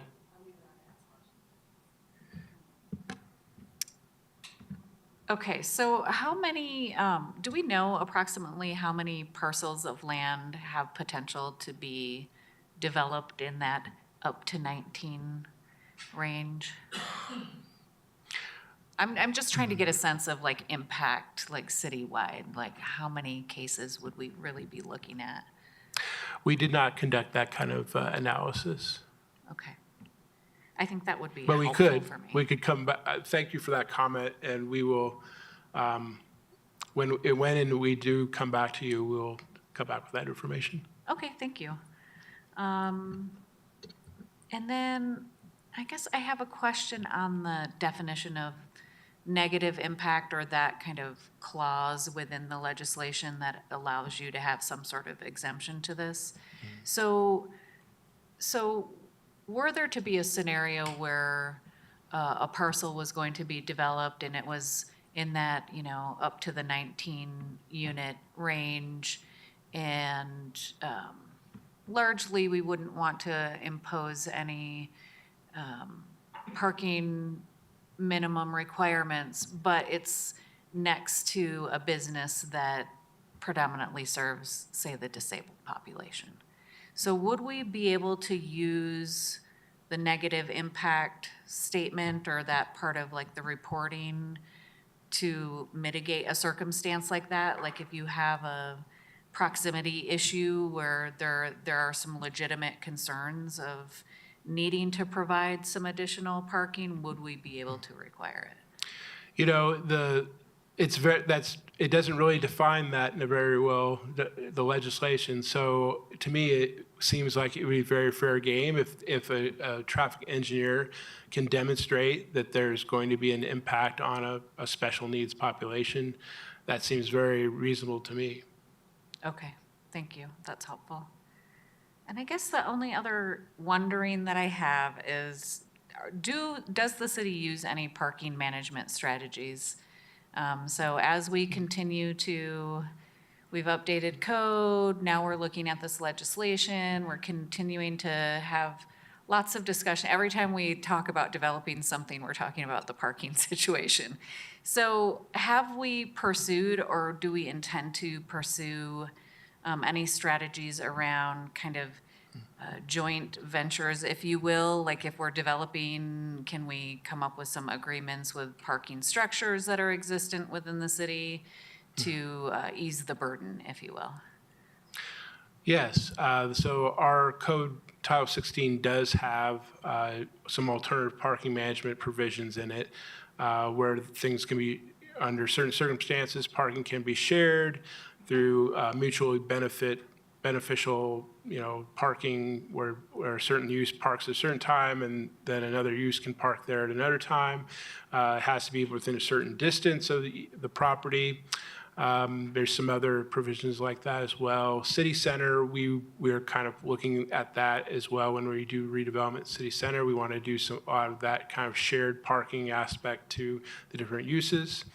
And then DOLA is providing a full summary report of all these different parking management strategies that are out there, that they are documenting that, and some of which we have not done as a city.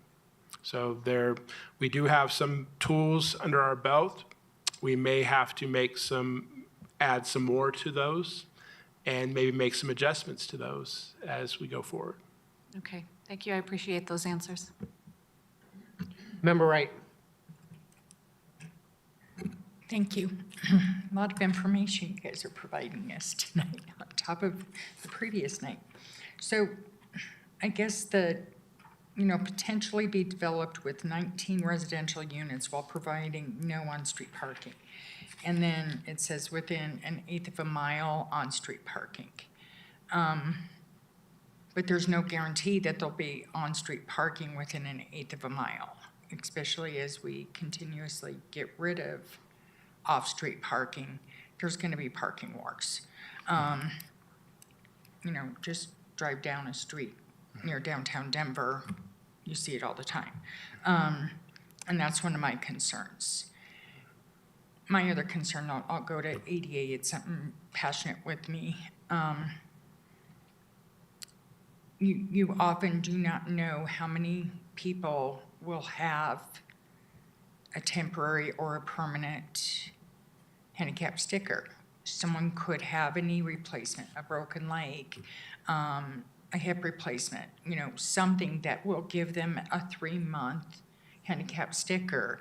It could be extended to 6 months, sometimes a year, where they have that and would be required by law to be given a handicap parking spot. So if there's no requirements there, what's going to happen? Or someone with a permanent handicap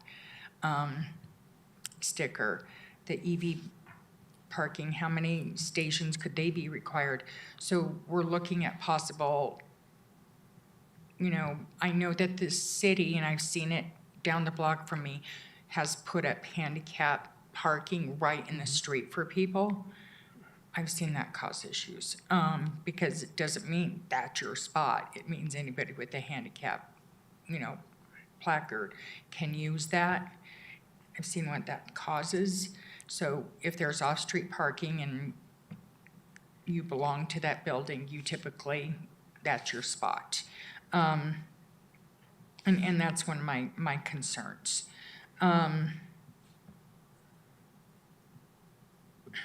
The other question.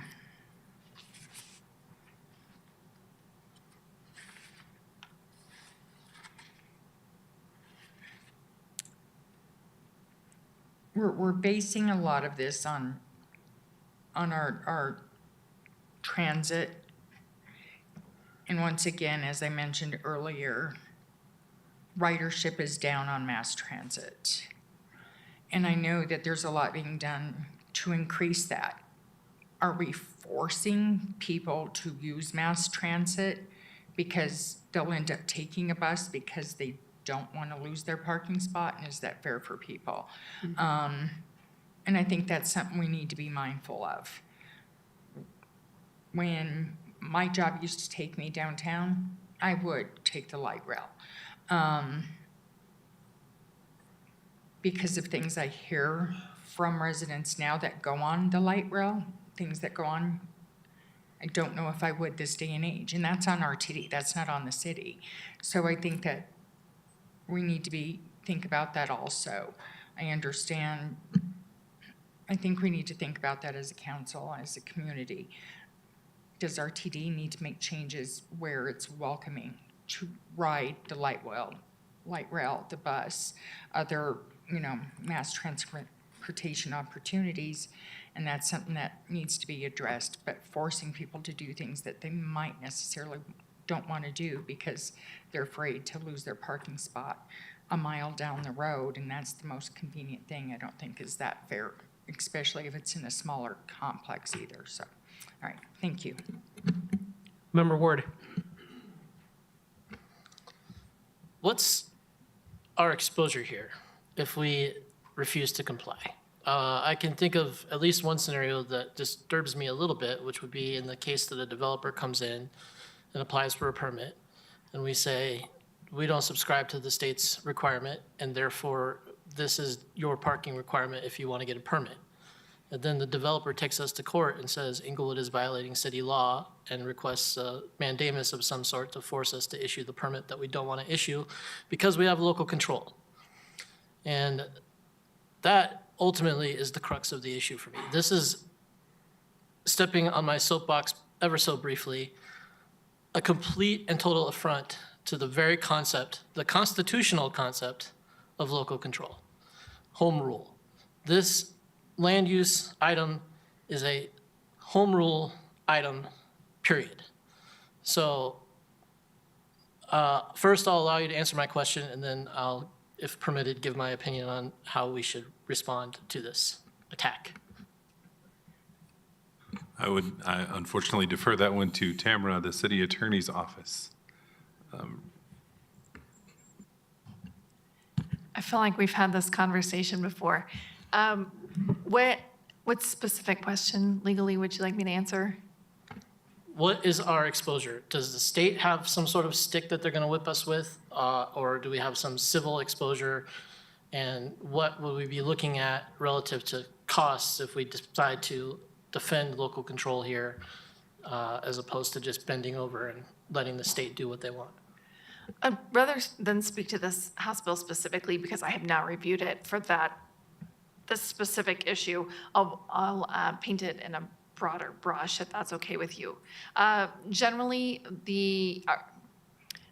we could expect an order that requires us to comply, although we would have some arguments that the state has overstepped its authority and then encroached on our home rule authority.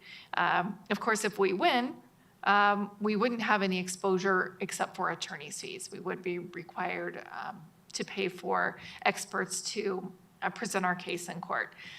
The amount of those fees really are probably our largest exposure in any event, whether we win or lose. Really depends on how hard everyone fights. And so it's hard to project. But certainly prolonged litigation, we could expect $100,000 on up to defend our rights. However, City Council does budget me $95,000 a year to pay for those outside attorneys. So that's something that we plan for every year, not specifically for this litigation, but for that purpose. So that would be our largest exposure. Generally, we wouldn't have other fees or costs, or maybe some sort of punitive damage, as long as we advance our position in good faith. And we have a good faith argument that our home rule authority should prevail.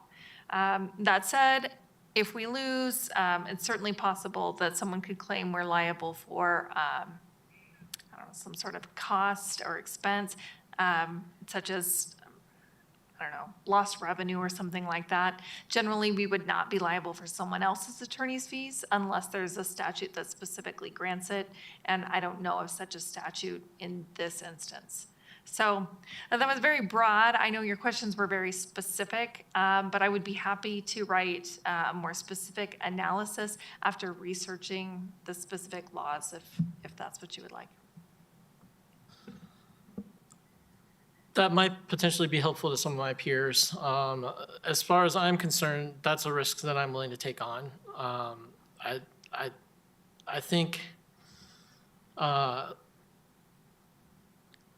this specific piece of legislation and the way that the state legislature has been moving over the last couple of years is a complete and total affront to local control, which I adamantly object to on both a personal and professional level, as a member of this council.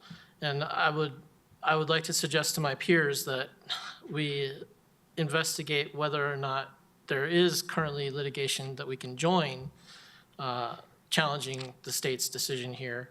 And if there is not, then perhaps we can have a discussion about initiating it, because this is offensive to me on every level. Generally, I don't like parking standards. I've made that clear in the past, but to have the state come in and dictate that we have no parking standards is beyond the pale to me. Thank you, Member Ward. Member Anderson? I like this discussion on home rule control. And I would propose that in this case regarding parking requirements, there are 3 levels of government that are at question. The state, which is proposing no parking requirement, which would leave it to the property owner. And then we have the city, of course, that has parking requirements currently. And then finally, the 3rd level of government would be the self-government of the property owners. And the question for me is, who is best positioned to decide what the right parking amount is for a specific property? And I would propose that it is indeed the property owner. In this case, a home rule control is being given back to property owners. So I would propose that this actually increases freedom and increases home rule control at the narrowest level in terms of the actual property owners who are receiving freedoms back that they have not had before. So I would propose that we comply with this. I think it's good for, parking is one of the big impediments to affordable housing. The more parking requirements you have, the more it costs to build, the harder it is to build the number of units that might be in demand on a specific property. So this gives property owners the ability to decide what is right for them, what is right for the market they're in, what's right depending on the target market they have, and proximity to transit and proximity to other relevant parking. And I would propose we just let property owners have that home rule control back. Member Ward and then Member Russell. I'm with you in spirit, Councilman Anderson, but I don't believe that philosophically I can adopt that particular policy, because the decision that one property owner makes in this case can have an adverse effect on the surrounding property owners. That's why we have parking requirements. If I am abruptly unable to park in front of my house because an apartment complex got built down the block and now other people are parking in front of my house where they wouldn't be before if we had mandated that they have parking available to them in the apartment complex where they live, that has an adverse effect on me as a resident in the city. And I don't want to see that happen in our city. I've driven through Rhino. I don't like driving through Rhino. I don't like trying to find a parking spot in Rhino, and that's why I don't go to Rhino. And I don't want Inglewood to become Rhino. Member Russell. Thank you. I am actually 100% in agreement with Councilmember Ward. We have been giving away our home rule authority on a lot of things, and we need to stop. And I don't want to, we spent all of this time deciding on Title 16, and now we would have to go back to change it. It is absolutely ludicrous. I personally believe that there are other municipalities along the in the metro corridor. And I believe that a lot of them started telling them, stay out of our business a year or two ago. And I think that even in reading some of the things that CML is putting out, I think CML is starting to stick up for our home rule authority also. And I actually am on board with not complying with this period and taking our chances. Thank you. Thank you, Member Russell. Member Noonkemp. I'll weigh in. I hope this doesn't go all night. I'm sure we could debate it for a long time. It will not be a surprise that I think we should comply. I understand Member Ward's perspective, and I think that there is definitely a time to stand on principle. This is not a fight that I am willing to take. Candidly, I'm not willing to invest resources in fighting this. I do not think that's in the best interest of the city, especially if it's on principle when I actually agree with the policy. So I would like us to comply, and that's all I have. Mayor Pro Tem. I don't want to drag this on it too much, but just a little bit maybe. And that if Member Ward wants to make sure that he has enough parking, I would suggest that he provide it on his own property, just like we would expect that any other property owner do so. Is the city going to install curb cuts? Member Wright.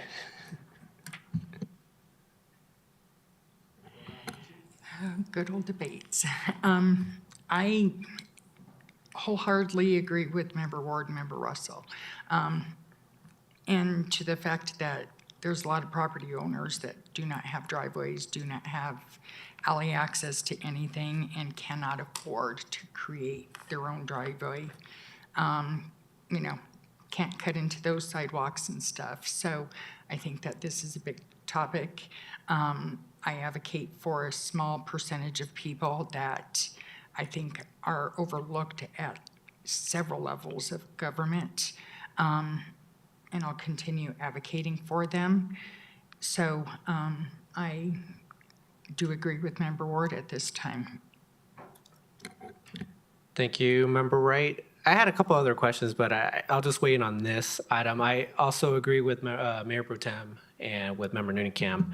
I'm okay with the parking requirements. I'm just still trying to understand exactly what the impacts are. Just real quick, on both sides of Broadway, just use Broadway as an example since we have Hampton and Federal as well. But how far to the east and west do those parking requirements, the rapid transit requirement, is it 2 blocks, 3 blocks? Do we know? Is 1/4 mile, so east-west, that'd be 4 blocks. It would be 4 blocks on each side. Okay. Okay, that's what I needed to understand. Thank you for that. And Member Praying, do you want to be the deciding vote on this? I don't know if I want to be the deciding voice on this. However, I guess, well, I don't feel as passionate about the home rule argument as some of my peers do.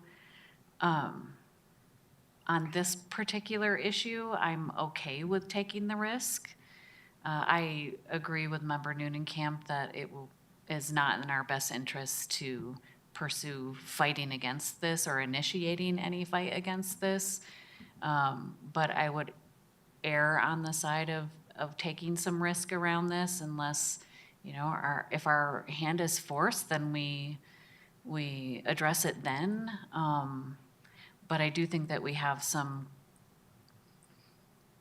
responsibility as a city to protect the interests of everyone. And so I can't get quite to where Member Anderson is as far as, you know, everybody, to each their own. We do have some level of responsibility, and we have some guidance in our current code that helps us address some of that. So I guess, yeah, I would be okay with not adhering to this and taking some risk around it. Thank you, Member Praying. Member Noonan-Camp? Sure, I just want to respond to that briefly, and I hear what you're saying. One thing that is a potential concern if we do not comply with state law, and the reason that the state is thinking about how do we have more uniformity across the metro area, is that the patchwork of regulations across the metro, every municipality having different density or different parking minimums, creates a burden on affordable housing developers, especially to have different plans in every single area. And then every time you're going back and forth with a new development department, you are having to understand, okay, what are you enforcing? What are you not enforcing? And it costs time and money, and it makes development more expensive. And so my concern is by creating confusion for our development partners, especially in affordable housing, by saying, well, no, that is the law, but we don't comply, and that other person does comply. I think it will create confusion within the development process. And so I think that there are times to take risk, but this one I think will only add expense to when we're trying to work on affordable housing.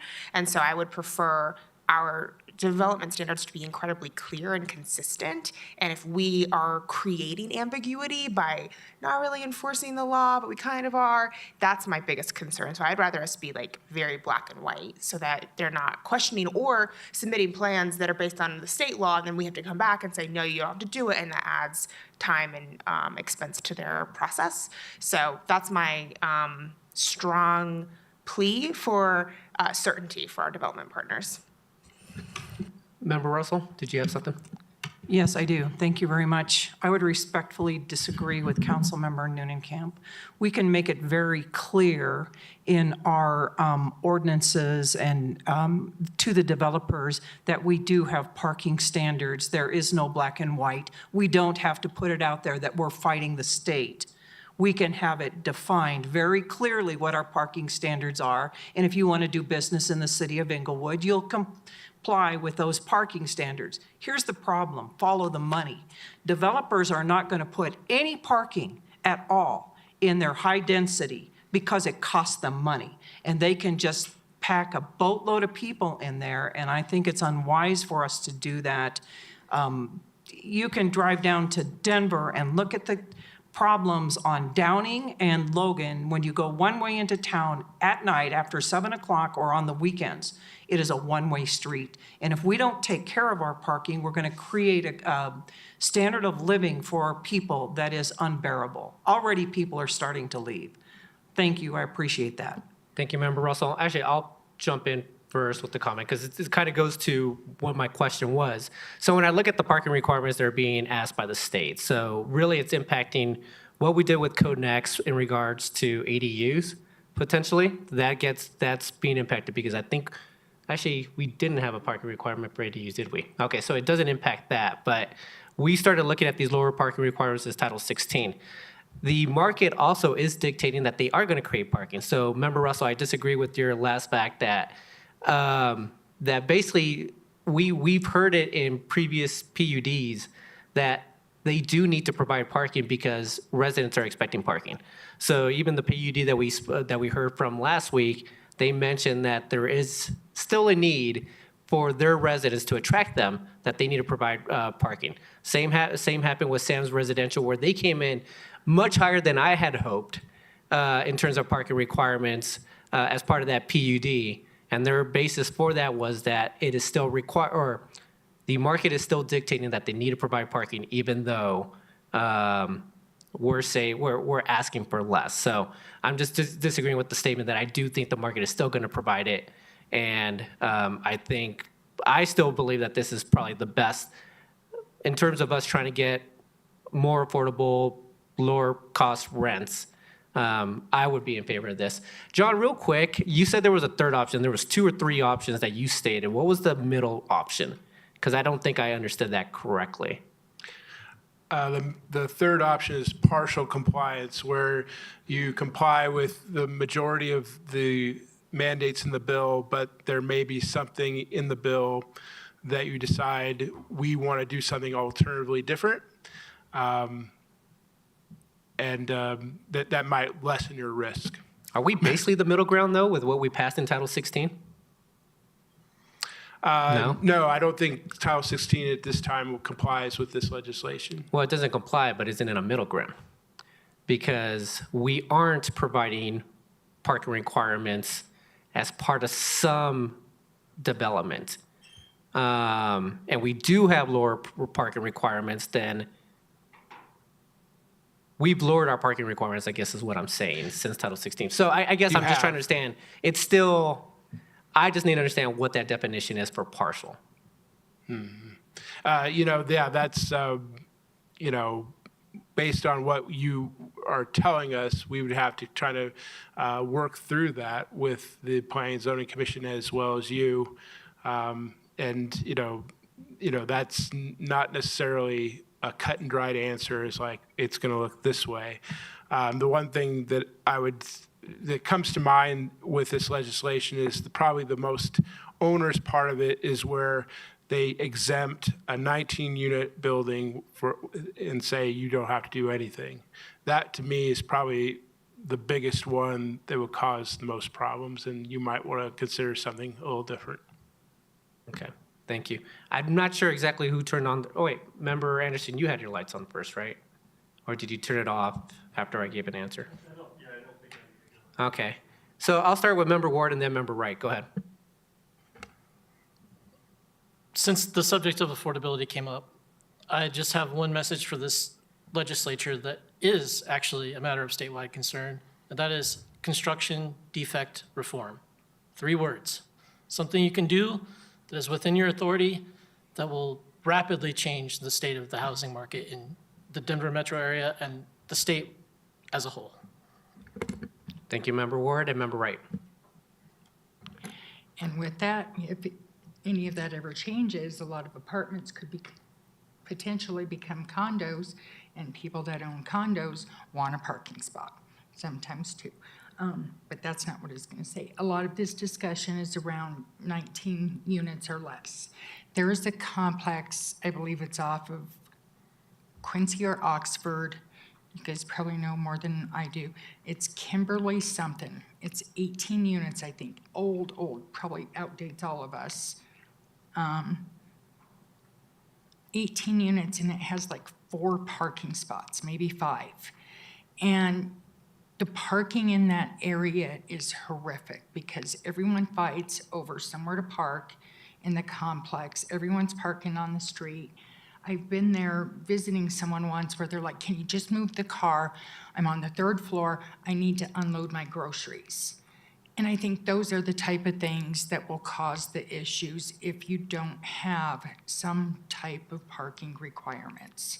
And we need to be mindful of that. I think greed does take over when they're thinking about things. And like I said, the other things, there was EV comments in here, and that's something that's up and coming more and more.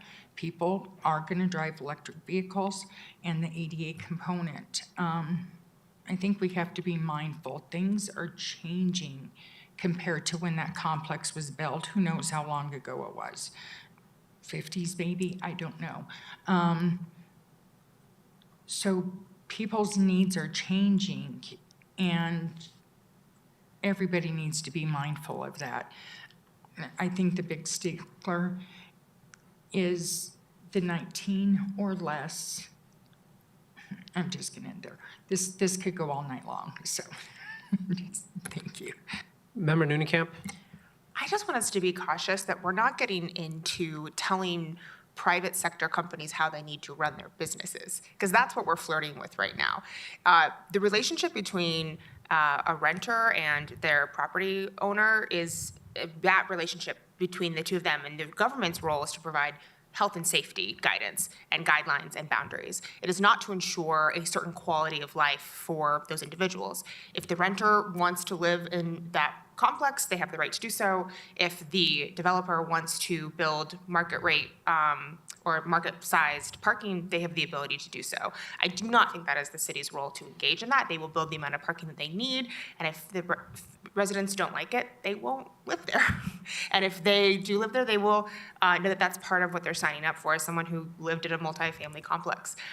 So I just want to be careful about what we actually are legislating here, and again, how much time and energy are we going to expend on a state law versus saying, nope, we comply with the law. It's very clear. Everyone knows what we can do here, and they don't have to try to understand why our standards are different than the states. Member Russell? Thank you. I think we have direction. I think we can move on. Thank you. I think I agree with that. Member Prang, there's no change in your response, right? So I agree with that. Let's move on to the next item. You have one more, John? Yes, Brian I think is going to present that one.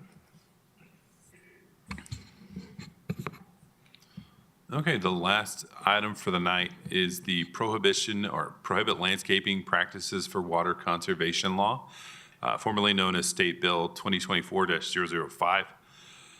And I have to apologize, there's a typo on this first page. It should be beginning January 1st, 2026. The law prohibits local governments or homeowners association from installing, planting, or placing non-functional turf, artificial turf, or invasive plant species on any commercial, institutional, or industrially zoned property or transportation corridor. So in short, we could not allow, if a new development were to come in today, or we'll say after January 1st, 2026, propose to plant turf in their parking lot islands, we would not be able to allow that. They could only plant species of plants that are considered native plants or hybrids that can adjust to our native conditions.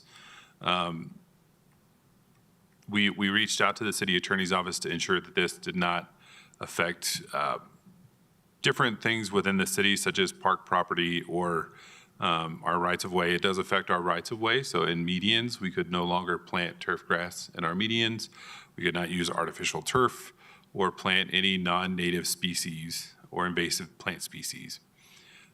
Just for your benefit, we provided some information out of our code regarding the non-residential design standards for our districts and how much open space is required in those districts currently. And so you have anywhere from 10% in our M1 districts down to 8% in our industrial districts. And so in those areas, they would, instead of being able to use turf, they would have to use other types of native species ground covers or shrubs. Sorry, my background in landscape architecture is falling out of my head right now. But that essentially gives the gist. Our code does not prohibit the use, or it actually does not require any turf grass to be installed as part of any project, but it doesn't expressly prohibit it, which I think is the concern of this bill or state law. So if we were required to, if the council chooses to become compliant with this law, it would require some changes to Title 16 and going in and prohibiting certain types of plant species. We would also need to update our landscape workbook, which is we're working on right now, to identify certain plant species that would not be allowed. And we could work with other intergovernmental agencies that provide lists of plant species that are more appropriate to this area. I think with that, do you all have any questions? Member Nunekamp?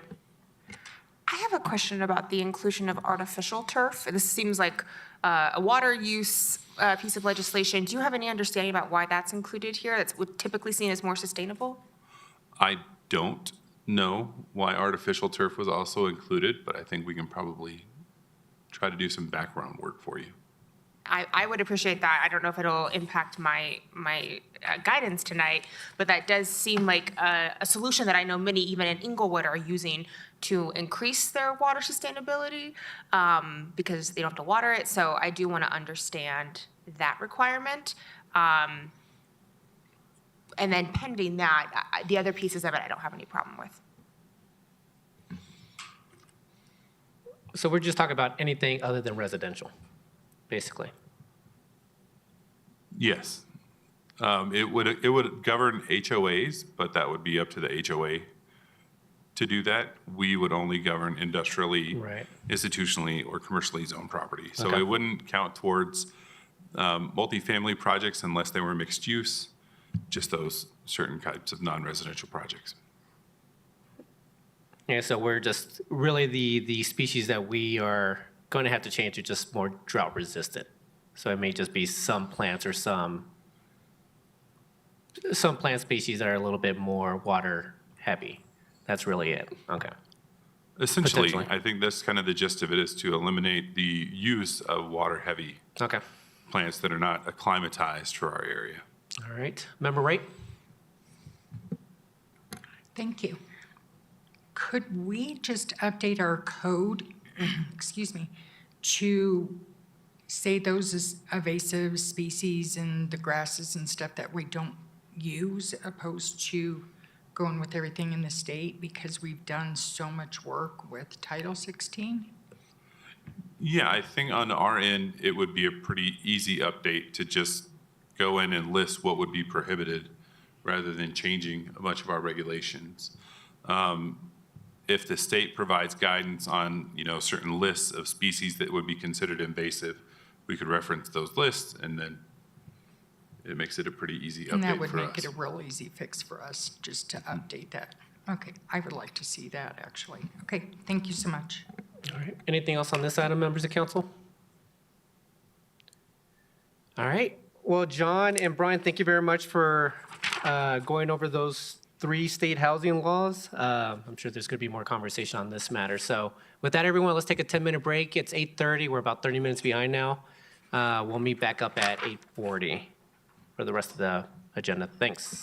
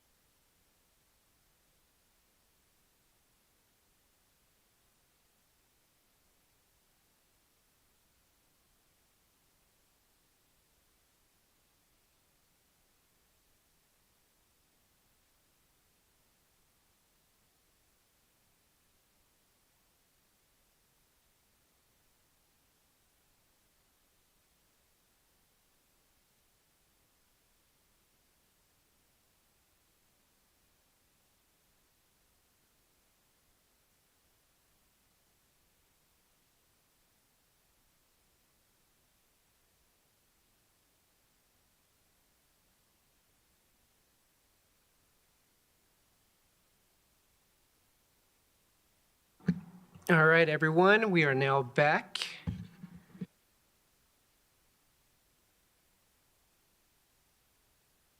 All right, we're moving on to agenda item 5. This is the 2025 strategic plan review. We have Liz Ramsey as well as Deputy City Manager Tim Dodd here to talk about some of the plan modifications based on the feedback that we had from the retreat a couple weeks back.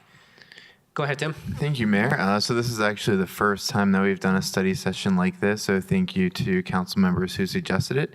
So as this is our first time, we're of course open to feedback about how you'd like to do it and how you'd like to see it in the future. But we viewed this as kind of the middle point between the study session and when we hope to bring this to you next, which will probably be in early March for your approval. So as the mayor mentioned, what we're going to be doing is we're going to be going through the modifications that you came up to the strategic plan during your retreat. In your packet, you saw the draft plan. So what we did is we took the vision that you articulated and the strategies that you included in the retreat. We went back to directors and to departments, and we collected department goals. We also moved over goals that were in the plan last year that were not completed. And so the draft plan that you have in your packets is a collection of department goals, which are really projects, I should say, as well as projects that were not completed last year that were moved into the plan so we can finish them hopefully this year. So I'm going to start by going over the key changes that we have. Liz will then be going over some of the metric ideas that you'd like to see added. And then we're going to go through each section, but we are really want, of course, this to be your time. And so we're just going to show you what we have and then pause at each section for your feedback and your changes. So just to go through these pretty quickly, these are goal changes that you made. So you decided to collectively move the goal, proactive public safety, from the community engagement outcome area to safety to really consolidate the safety work into that outcome area. You also propose that we modify responding to emergencies to disaster preparedness as the goal statement and the projects really aligned more with that. You also suggested that we create a new goal that's a strategy to decrease vacant buildings that was added to our economy outcome area. You also made a change to our sustainability outcome area by eliminating the air quality education goal, I believe, because the thought was it was a regional issue and one that we couldn't tackle specifically as a city. You also moved the community-wide identity goal to community engagement outcome from community well-being. And then you created a new goal area to increase citizen sense of community safety to the safety outcome area. And so in your worksheet, some council members requested some metrics be added. And so this was our first take at adding those. So Member Newcamp, you requested some metrics being added around some participation numbers with boards and commissions, Citizen Academy. So we got those two added. And then also there was a request for adding some metrics around kind of like the effectiveness of the neighborhood resource programs that we track. And so we actually or the Neighborhood Resources Program, I should say, does a survey every year. And these are two questions that are included in that survey that kind of measure that effectiveness. And then Mayor Sierra, you had a few recommendations for adding metrics. One of them was non-online/email forms of communication. So we added that in, miles of new bike lanes and of new paved sidewalks. And then the only other one that's not up here that is in your packet is one that you requested around number of housing projects and development. And those are included in the draft plan, and I'm working with community development to kind of solidify what some good language for those might be. And then kind of around the same boards and commissions and citizen academies, Member Newcamp requested maybe a project would be good, and so we also added a key project in for that. And so now we'll be moving into the outcome areas where we will allow you all to give us even more feedback. And just as a quick note, these outcome areas are going to come in the order that you prioritize them at the retreat. So safety was your top priority. You can also see the priority of the goals you have there and the modifications that were made at the retreat. So we have two slides with modifications. And so I'm just going to pause here and let you maybe recommend some language for the goal statement for the community safety or provide any other feedback.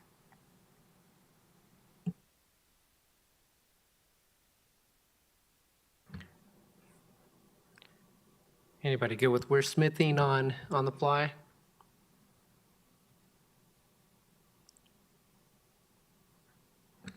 Go ahead. The goal strikes me as a response to citizen survey feedback we Right. found. So I would think that the metric that we would be shooting for is a notable increase in citizen response on the citizen survey relative to their feeling of safety in the community. I believe that metric is in the plan, is one that we track, and I think it is under the safety section. We could always try and come up with a goal statement and bring it back to you all at the council meeting. That would be helpful. Member Noonekamp? One way we can do this is by being more specific with the goal. So either we could just say increase, which 1% is a win, or we could say increase by 5%, 10%. We could set something on it.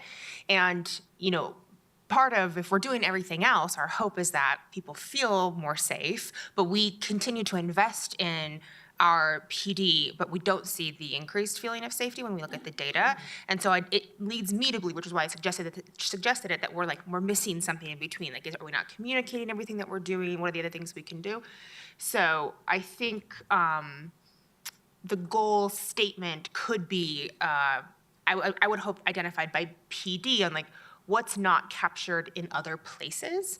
But it could just be also naming what do we think is a reasonable increase in the citizen survey. Now, numbers should mean something, so I'm hesitant to just say 10%, 5%. We should know what we think is achievable, but that would be my recommendation. I would agree with that, Member Noonekamp. Member Russell, go ahead. I would like to see it more, what do we do to make them feel safe? I don't want to communicate to them, we're doing this and that. What do we need to do in the area of safety that will make them feel safe?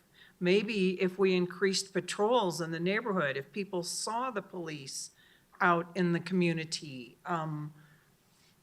I don't know what it is, but just telling people, we're doing this so you'll be safe, they are not feeling safe, not because we're not communicating. There's a reason they're not feeling safe. And I think a lot of it is homelessness, crime, there's all kinds of those things. And what are we going to do to address those things, which then I think in turn would make them feel safer. Thank you, Member Russell. Member Wright? Thank you. Has it ever been asked, what can we do to make you more safe or feel more safe? I mean, has that ever been asked specifically to the citizens? Not in a survey where we're giving them a list of what makes you feel safe, just open-ended question, and they could answer it. It has not in a survey tool. With the community survey, I don't believe we could add, we could double check. We do get a couple custom questions. I don't know if we could do an open-ended one. We could work with the folks in the PD though to consider either a focus groups or some kind of engagement with the community to answer that question in a more open-ended way. From the past surveys, we know the top things that make people feel unsafe, correct? So can we create another survey that kind of focuses on those issues and then really zero in on the top things that make them feel unsafe instead of the fluffy type of things, I guess? Yeah, we could definitely work with the PD and the communications department on something like that. Yeah. Okay, thank you. Go ahead, Liz. And if there's any other feedback on any of these goals, feel free to chime in.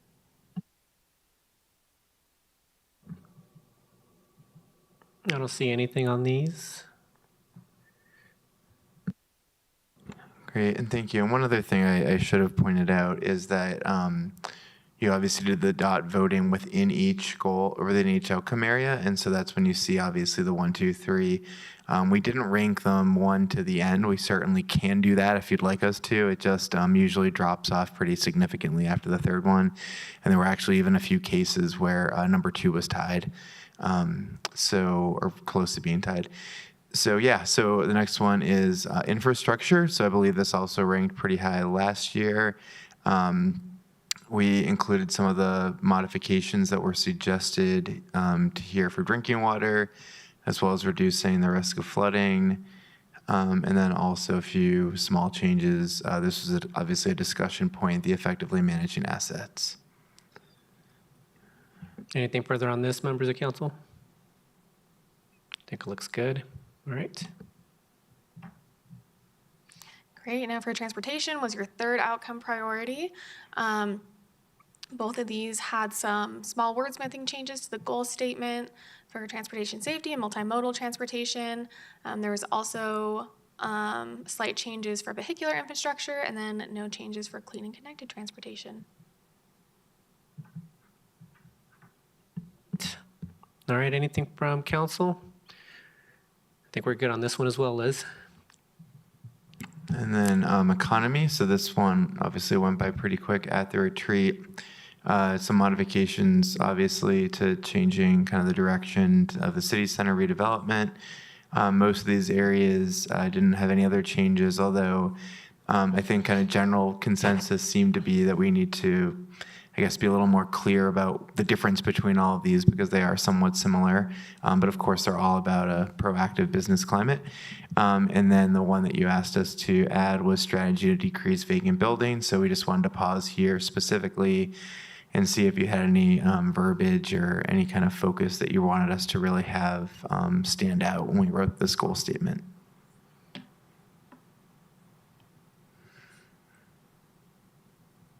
Anything from members of council?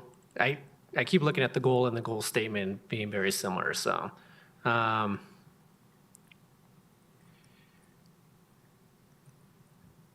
Anything to add there? Go ahead, Member Noonan-Camp. I'm not going to be able to wordsmith it on the fly, but I think that, and yes, I might be getting confused between goal and goal statement as well, so correct me if I'm wrong, but I would like to see the strategy maybe be kind of multifaceted. One might be passing an ordinance, but are there other things we can do to decrease? It's also kind of connected to the one above, which is attract new businesses.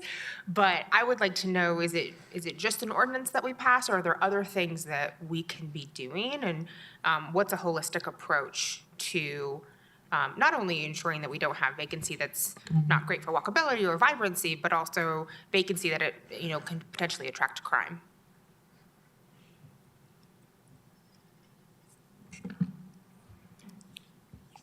Member Ward, do you have something?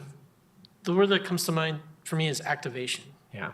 Just turning commercial zones into active areas, particularly where we have prime retail real estate that's remained vacant for long periods of time. Yeah, and I was actually looking at it's the second one just below city center redevelopment where it says vibrancy. And that's what I think of when I think of these vacant buildings, is that very similar to activation, but obviously we're trying to promote walkability, vibrancy, activation of an area that potentially has every other storefront vacant. So how do we change that? So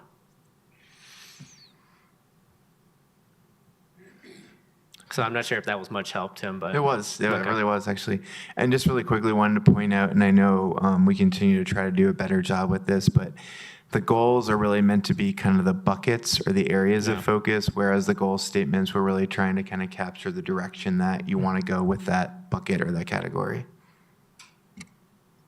Go ahead, Member Russell, and then Member Noonan-Kemp. I was just thinking that where Mango Tree is, that's sat vacant forever. And that building had been flooded. Does anybody know what happened to make them, did the city go to them and encourage them? Or do we know why all of a sudden, did somebody just buy the building? Thank you for the question. I'd love to get that information from economic development staff, but I do know that Darren, our economic development manager, knew about that coffee shop trying to open. It was over a 2-year process to get that open, but I'm not sure. I believe they got one of our economic development grants early on, but we'll have to double check that. enter that as a council request, if that's all right.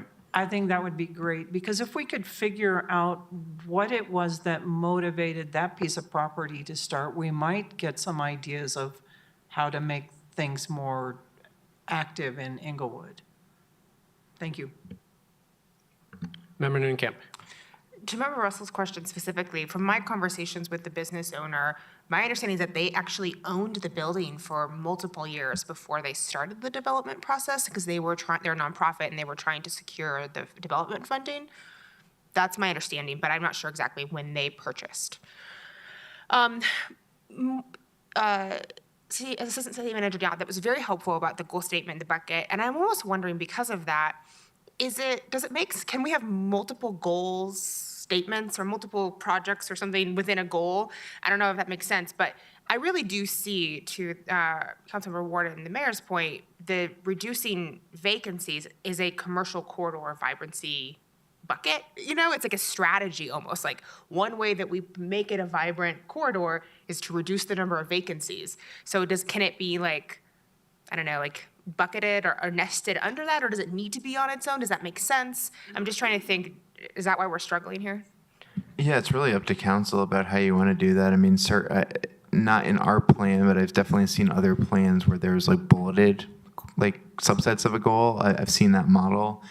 So yeah, it's really however council wants us to structure it. So potentially we could say support the vibrancy of commercial districts throughout the city by reducing the number of vacant retail spaces and maintain regular interactions with. We could just push it together, right? Do you see what I'm saying? We could, I actually kind of want to have it separate. To show importance? Show the importance of it, because to me, it's, because I kind of, during the write-up, I felt that business recruitment and business retention are very similar, that they should be combined.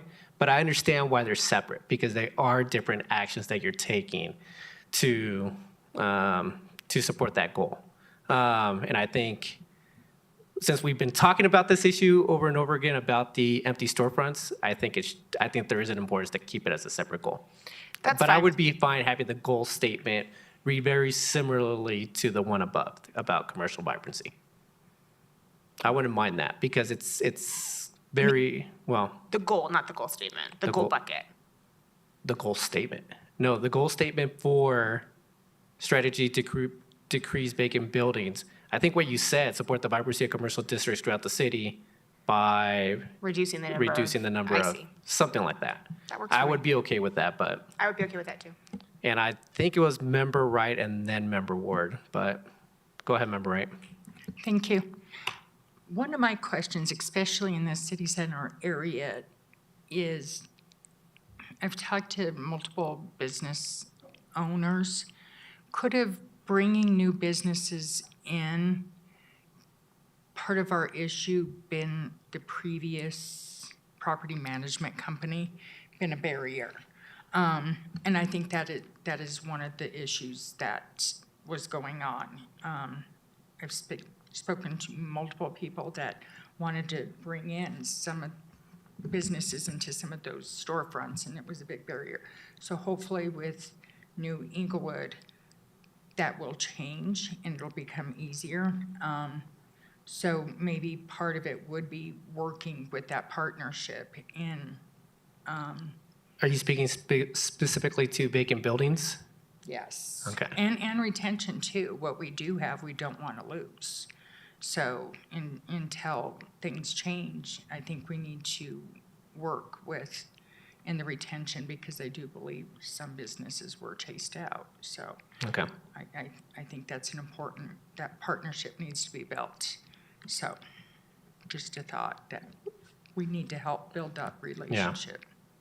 Thank you, Member Wright, and then Member Ward. I was just going to agree with you, Mayor. I think the strategy to decrease vacant buildings itself is an important goal to singly call out. It's been, in my opinion, something that we've struggled with for some time, and I'd like to see that moved forward, however we choose to do it. All right, anything else on this item? Go ahead, Member Pring.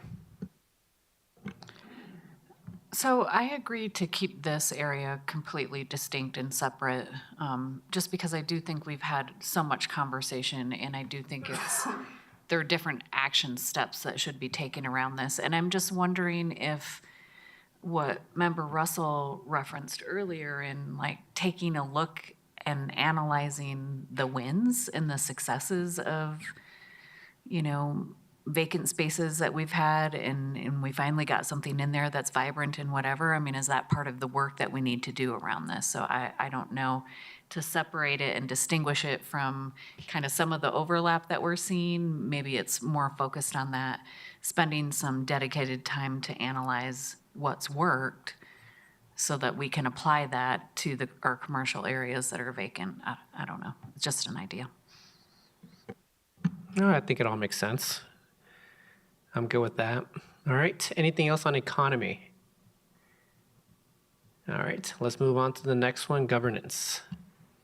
This should go pretty quick. You did not have any changes to this outcome area or any of the goals, so unless there's anything burning that you all want to get feedback on, we can go to the next one.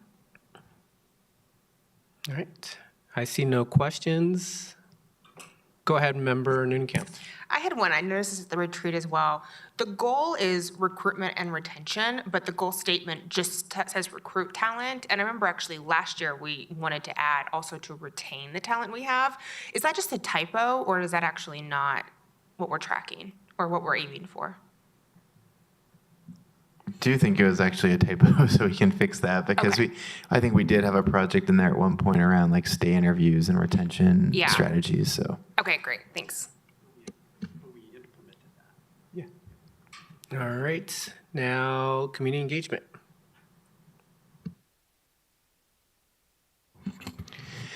Thanks. So this is actually your newest, well, one of your two new areas that you added last year, transportation, and then this was a reimagined version of what was neighborhoods.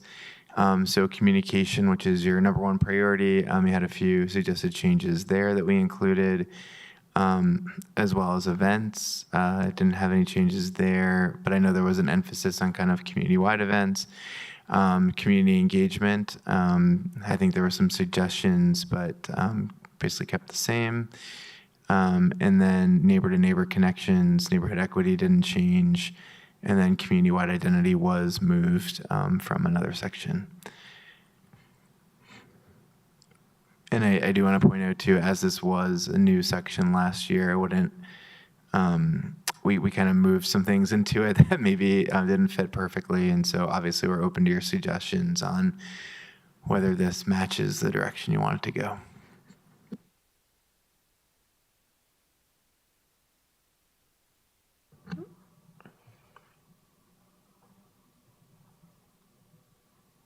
I'm sorry, Tim, what was that last part? We just wanted to make sure that this matches the direction of where you want to go with community engagement, just because a lot of these, because this was a new section, some of these were either new goals last year or moved from other areas to create this new goal or new outcome area.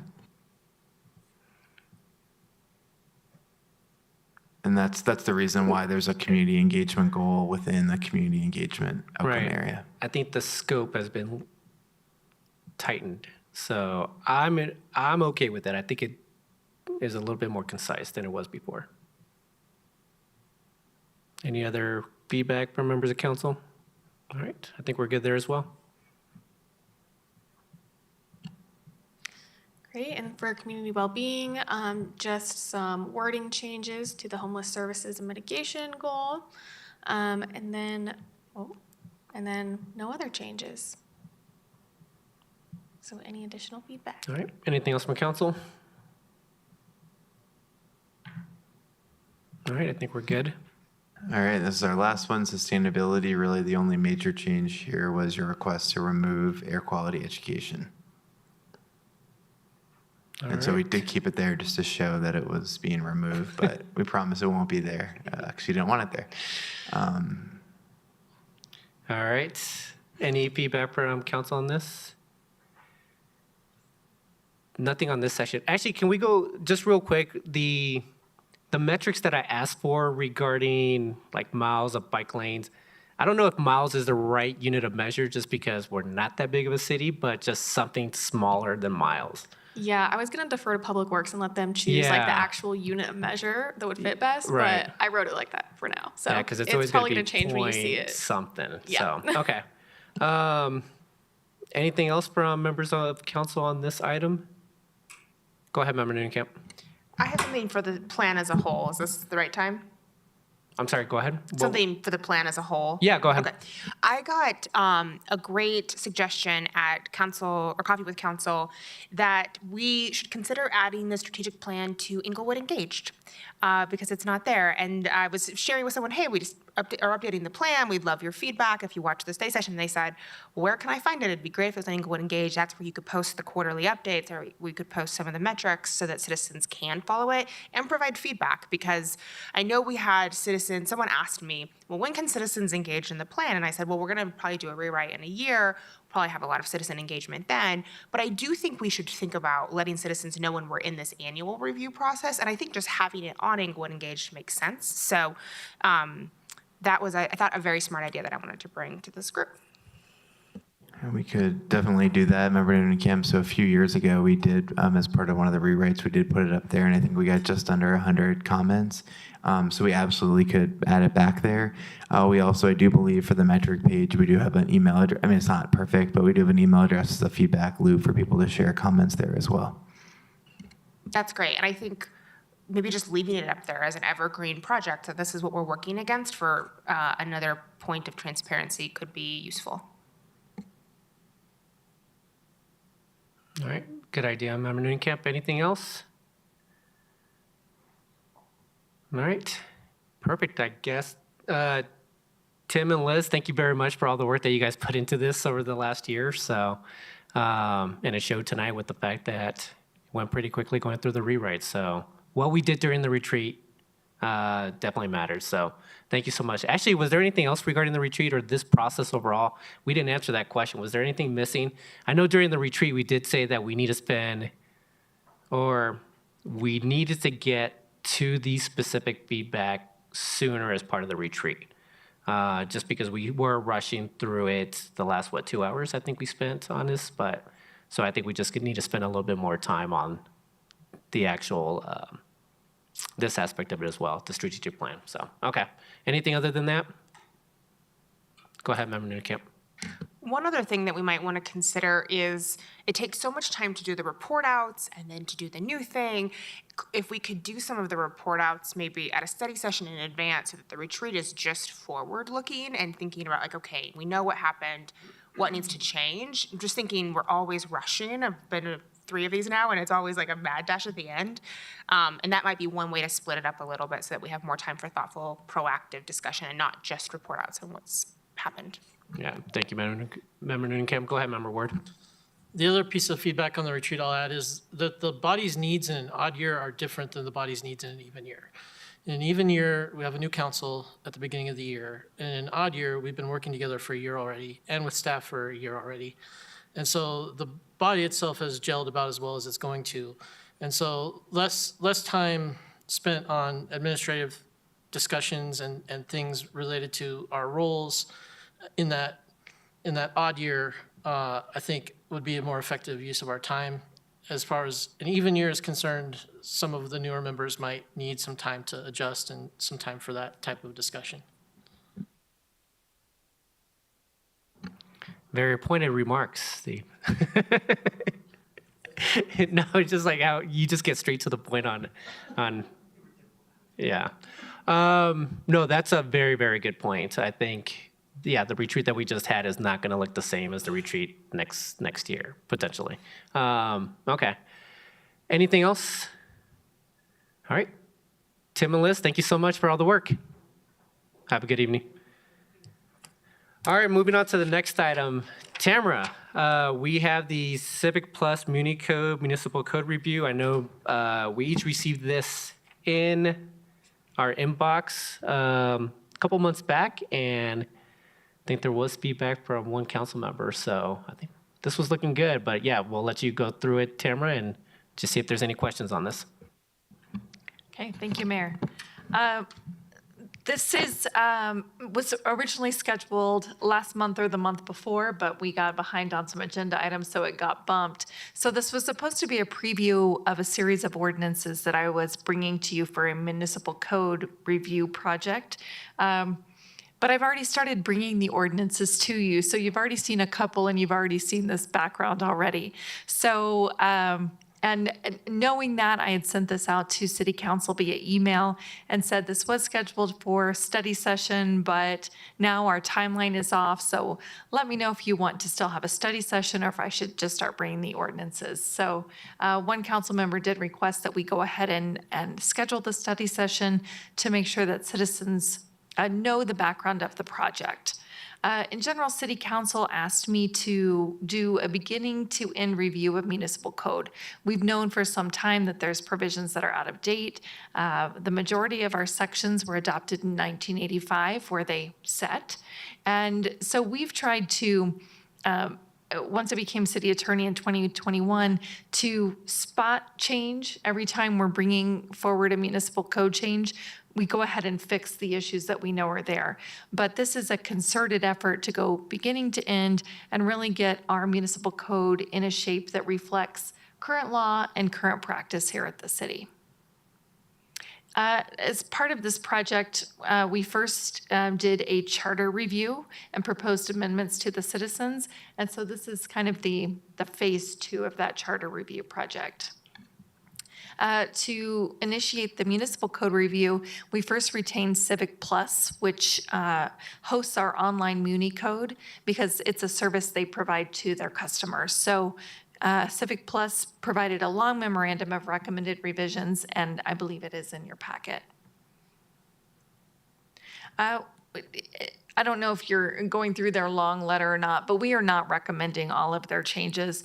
Some of them didn't comply with state law. Some of them, our charter allowed things that they recommended we change. So this is not a comprehensive list of everything MuniCode suggested, only the ones that we agree with. So they first provided some general recommendations for general cleanup. For example, we don't need to refer to the year 2005, given that was 20 years ago. We are the succeeding years, so we don't need to refer to specific dates. We also have some internal cross-references that just aren't correct anymore because those provisions of code have been updated. So we are, as part of this project, checking every single one of those internal references and making sure they're correct. I jumped the gun on that one. I already talked about it, so I'll go on to the next slide. So we've listed out the specific recommendations, and these were ones that we agreed with too, but then we've started reaching out to city staff. So this first one, for example, the general penalty provision, state law allows for it to increase by inflation every year, but we spoke to the municipal court judge and he said the inflation amount is not very high every time. It would require a specific calculation. So he suggested we just leave it the way it is, a set dollar amount. So this one we won't be bringing forward. Departmental organization, that's an ordinance that's already been drafted. And then there's just some other cleanup things. The Emergency Telephone Service Authority, I believe you considered that ordinance last week. Special funds, we've already drafted that ordinance as well. And this was supposed to be a preview, but now apparently it's a recap. And then here's just some additional ordinances that you will see coming. I don't know that I need to go through each one because we will have it as a specific agenda item as well. For any matter that is going to be prosecuted in municipal court, we have forwarded it to the municipal court judge and the city prosecutor to weigh in. So the purchase of tobacco products by minors, I have forwarded them to weigh in as well. Same for all of them in Title VII. Those are all criminal offenses that are prosecuted in municipal court, so I forwarded the recommendations to the municipal court judge before we'll bring those to City Council.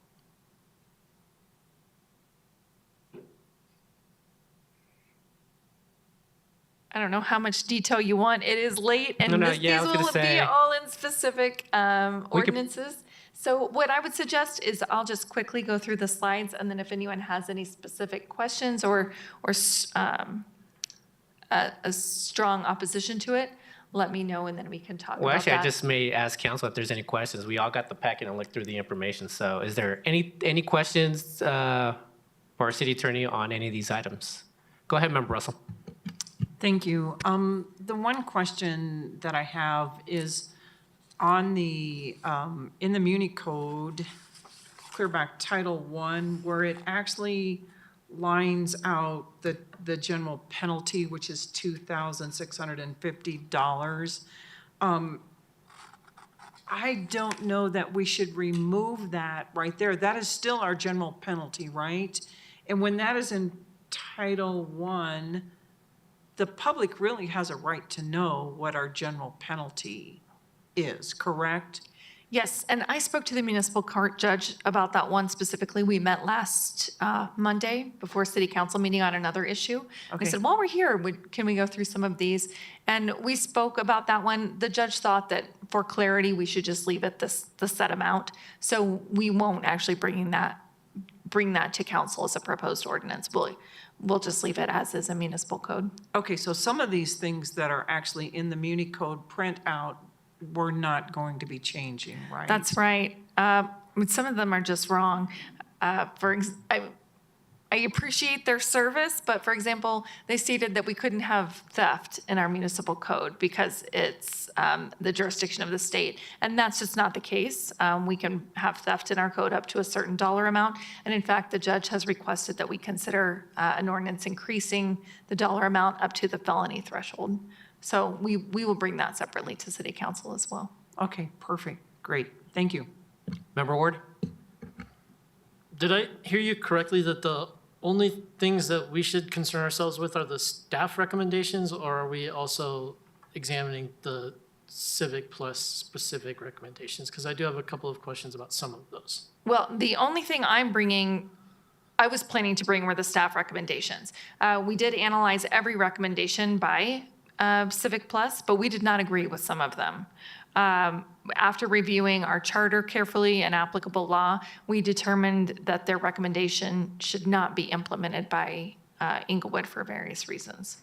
Okay, I'll elaborate a little bit on one of the recommendations relative to the general penalty. There was a recommendation that we remove any specific penalties in our code and revert everything to the general penalty clause? So which provision are you talking about specifically? Penalty provisions, it's on page 264 of the packet. Penalty provisions that are contrary or duplicative to the general penalty should be removed. It's under the CivicPlus general recommendations.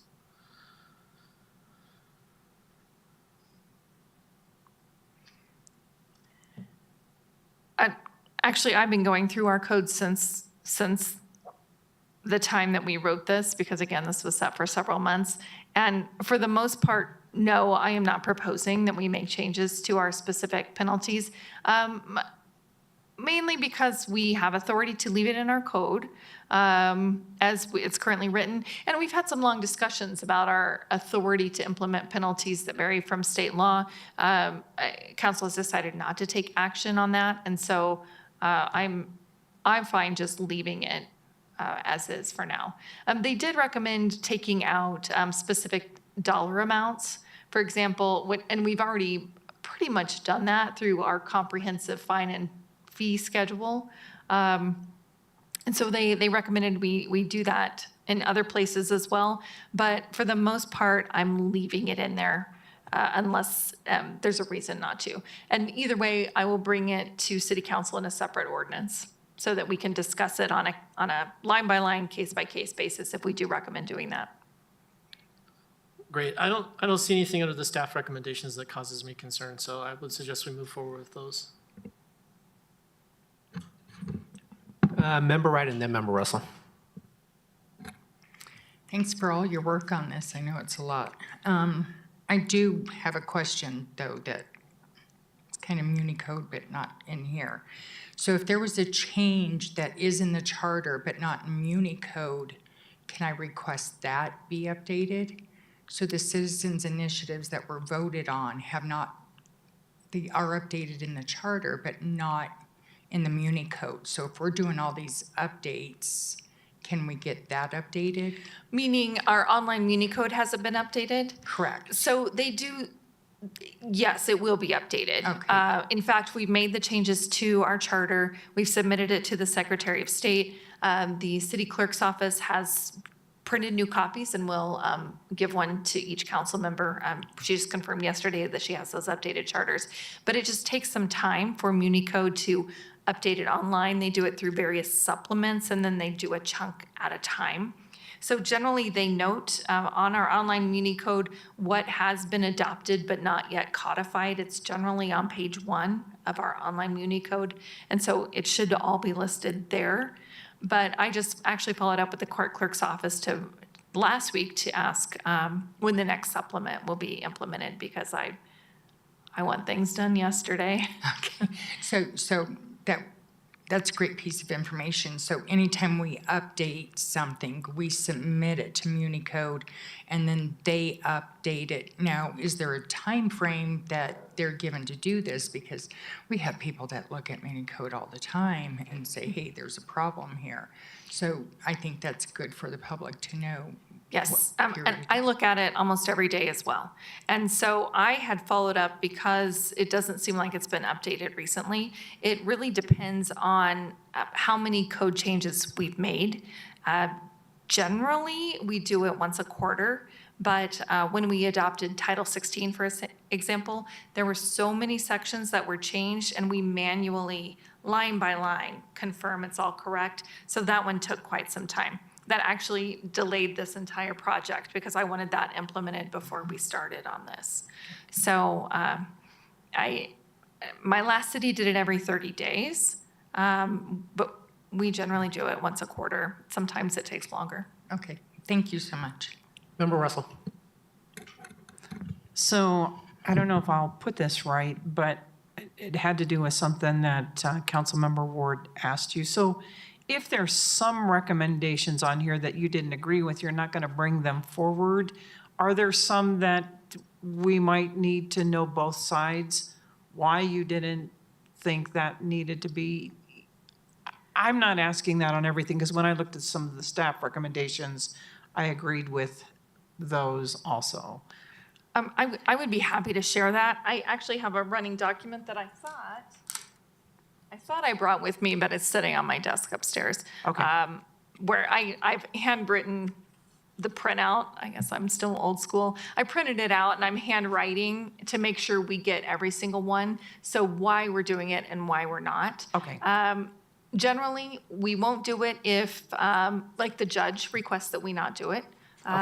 Then we're not bringing it forward. Or if it's wrong, or if it conflicts with our charter. Okay. All right, I appreciate that. Thank you. Member Ward? I have a question in regards to Chapter 12 and Chapter 13, Christmas tree dealers and temporary employment services. The justification for those changes says we have not issued a license in over 10 years, recommend removal. And this may be a question for the manager.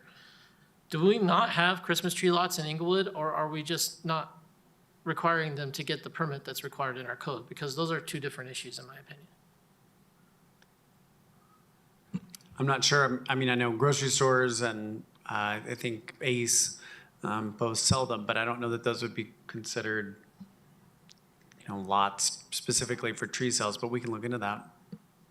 Yeah, I have a concern with modifying the code because we're just simply not enforcing something.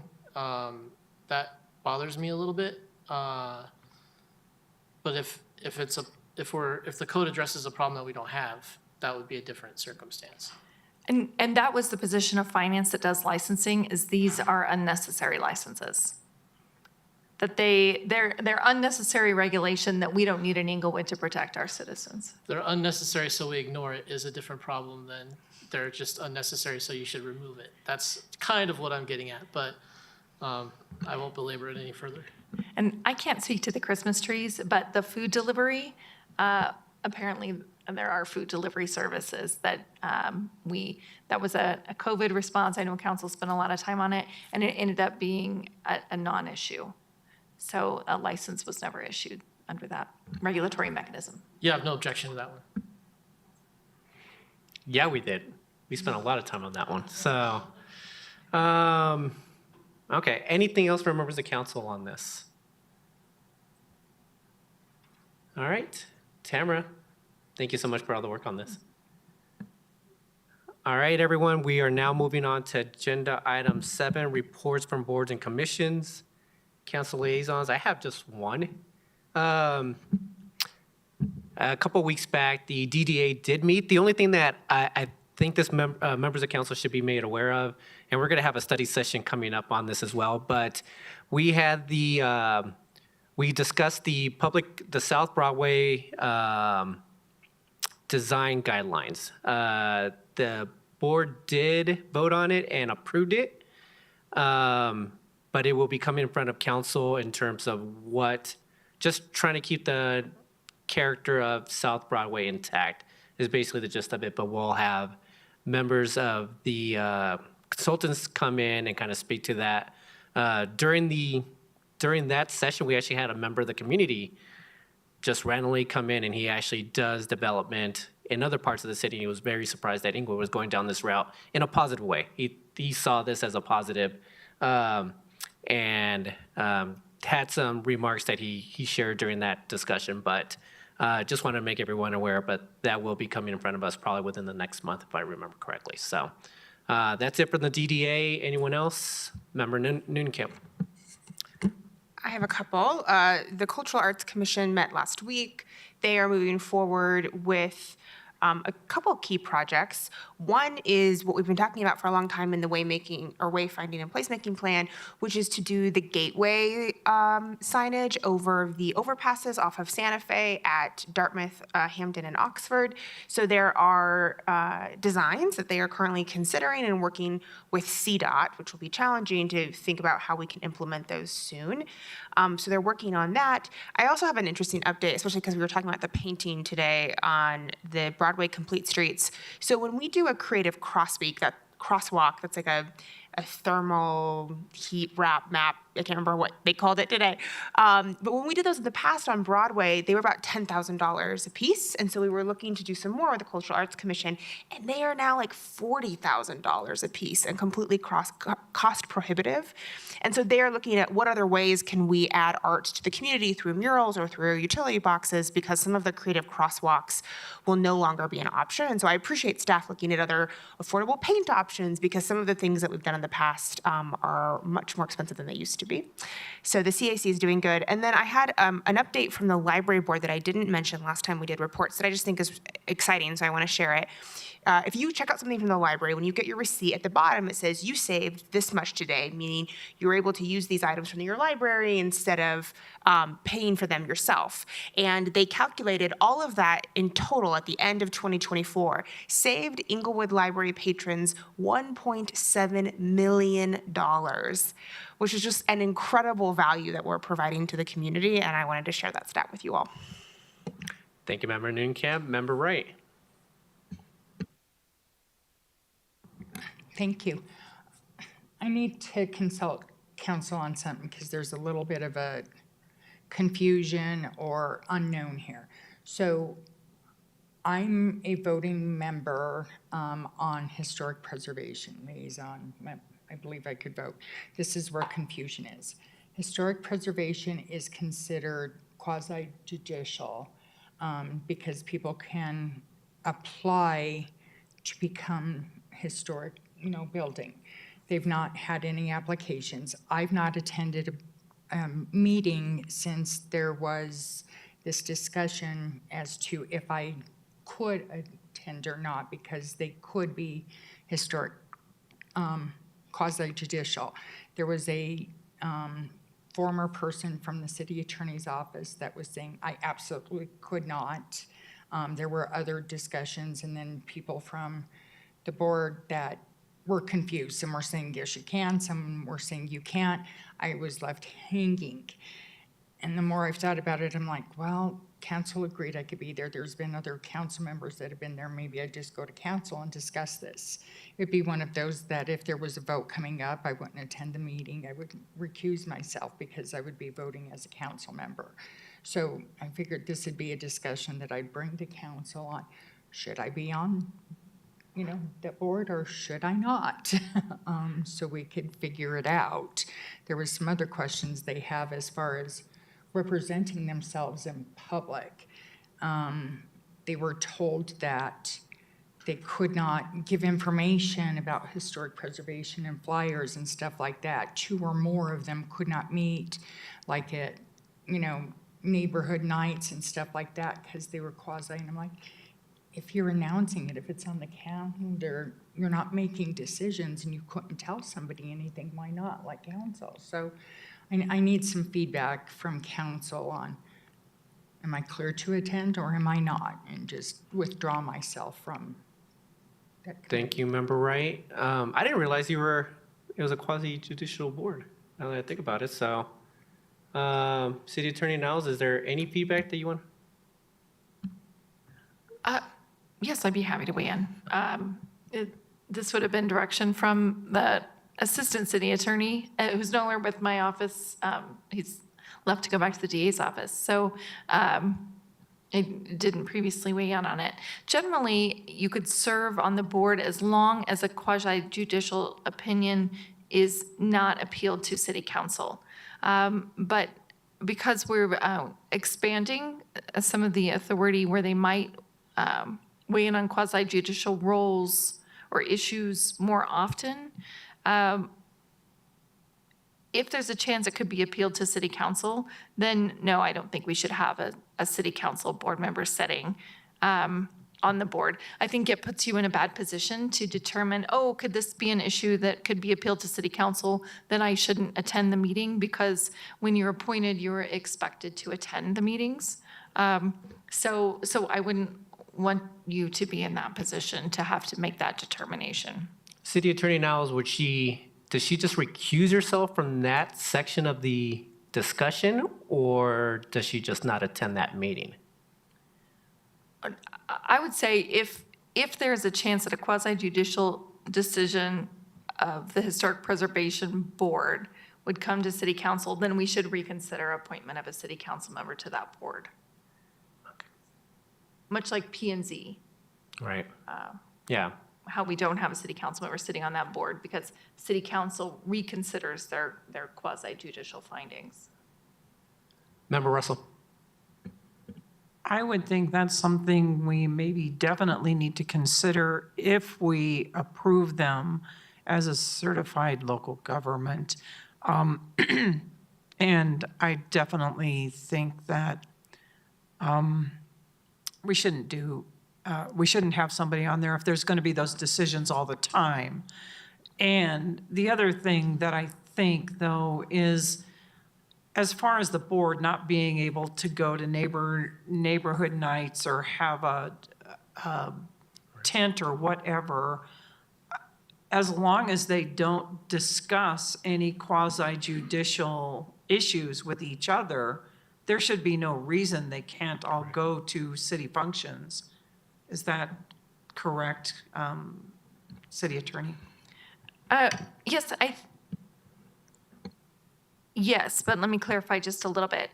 In general, if we know that more than 2 board members or city council members are going to be at any public function, we add it to the city calendar, and which serves as notice under the Open Meetings Act that more than 2 may be at this meeting, and that way they don't have to worry about, oh, we can't talk about anything related to the city because we've complied with the open meetings law.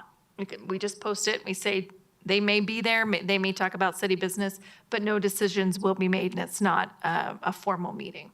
So there's Open Meeting Act, and then there's also quasi-judicial issues. If a neighborhood meeting is to discuss what will be a quasi-judicial finding for that board, then generally we recommend you not attend, because any quasi judicial finding needs to be based upon the information presented publicly during a public hearing. So if, for example, someone wants to invite you to a neighborhood meeting to discuss this issue that will be the subject of a quasi judicial hearing, then no, we don't recommend you go. However, if you do go and you realize it's related to a quasi judicial issue, then I recommend you contact the city attorney's office. We'll discuss public disclosure. Perhaps you disclose the information so that it becomes part of the public record for the quasi judicial hearing, or perhaps you've received so much information that we need to consider recusal. But that's something we can talk about on a case-by-case basis. Mayor Pro Tem and then Member Ward. Well, I have a couple of questions. The first one are you a voting member of that board? Because We've not had to vote on anything, and like I said, since this was said to me, I've not attended any meetings, and I've just forgot to bring it up. And I apologize. I know that I can't say yes or no, to be honest with you. I don't recall. we'd have to look it up, but I don't remember having an appointed council member as a voting member. I would think you would just be a liaison. And probably, Malley Center, I'm a voting member, so I may just be a liaison. But I'm, in those meetings, if they're discussing things, I just don't recall, to be honest with you. So, okay, for the city attorney, my follow-up question is, I believe the Water and Sewer Board is technically a quasi-judicial board as well, because they can hear variances regarding utilities that could be then appealed to council.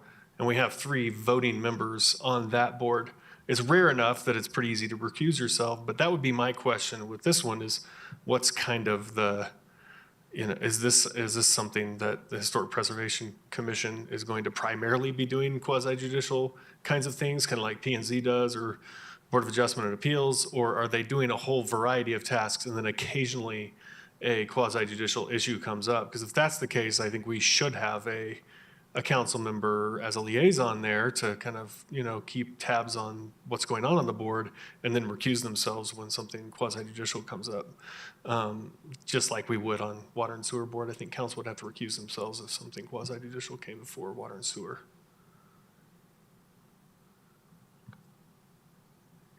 Yes, well, City Manager Lewis just suggested that we do a council request on this, because it was my understanding, but I don't represent Water Sewer Board, the deputy city attorney does, that those issues are not then appealable to city council. That could be. So that you don't act as Right. the appeal body, such that you would have to serve on both on the same issue. And if I may, I believe the things that go through historic preservation that they vote on will come to council, from my understanding, and that was one of the big things, just like P&Z. It would go from P&Z to council, the same with historic preservation. Mayor, I did, sorry. Oh, well, that's how I set up a certified local government in a prior city, and that's how we set it up, that city council was the appellate body to those decisions. Mayor, I do think a council request on this is appropriate, but our colleague in community development, who's always watching council meetings, and Nancy Vinton, did say that Member Wright is not a voting member on HPC. But I do think a council request on what is quasi-judicial, what things can and can't council vote on would be appropriate if we can enter that for you. Member Wright? And then until we know for sure, I will not attend a meeting until we can make a group decision on what I should do moving forward, since, especially after tonight's meeting.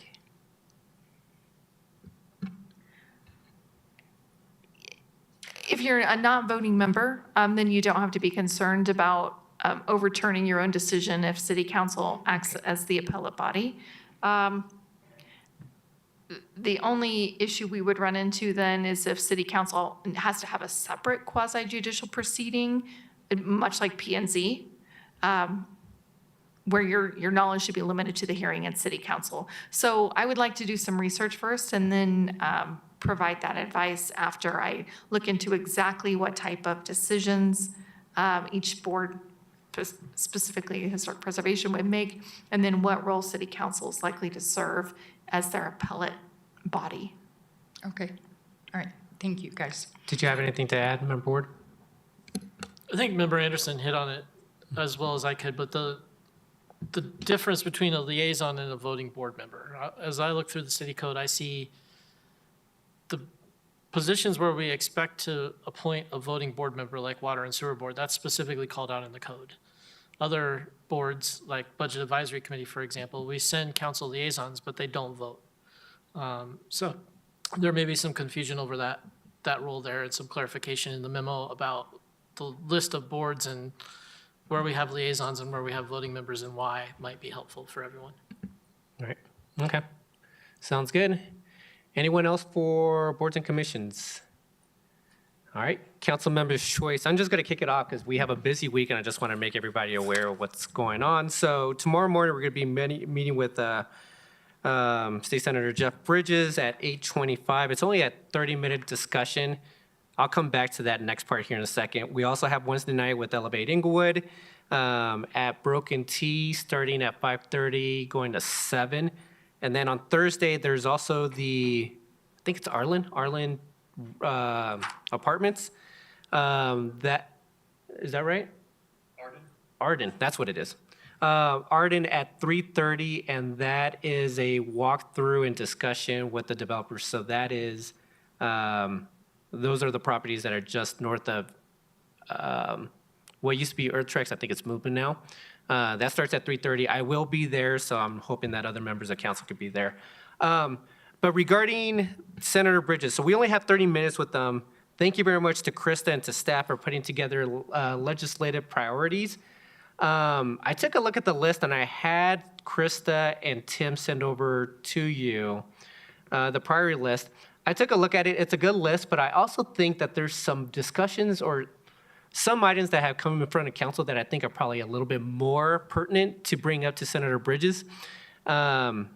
For me, like one of them is just like the conversations we've had with the Affordable Housing Task Force and just what the recommendations are and some of the concerns that I may have.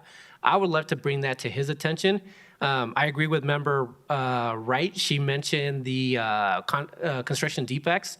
I'm hoping there's a different answer this year than there was last year, but I'd like to bring that to his attention as well, that is something that we value here in Inglewood and want to see it kind of pushed through as well. But I also wanted to bring it, like, if there's other things that other members of council want to bring up during our time with him, it's only 30 minutes. I'd like to have 3 or 4 items that we can bring up, but I just wanted to bring this up for everyone. We could stick with the priorities list as well, or just provide that to him as well, but I'll just start off. Member Ward, go ahead. I know it's a somewhat sensitive topic, but the law enforcement reforms that took place several years ago have recently had what I think is a somewhat detrimental effect.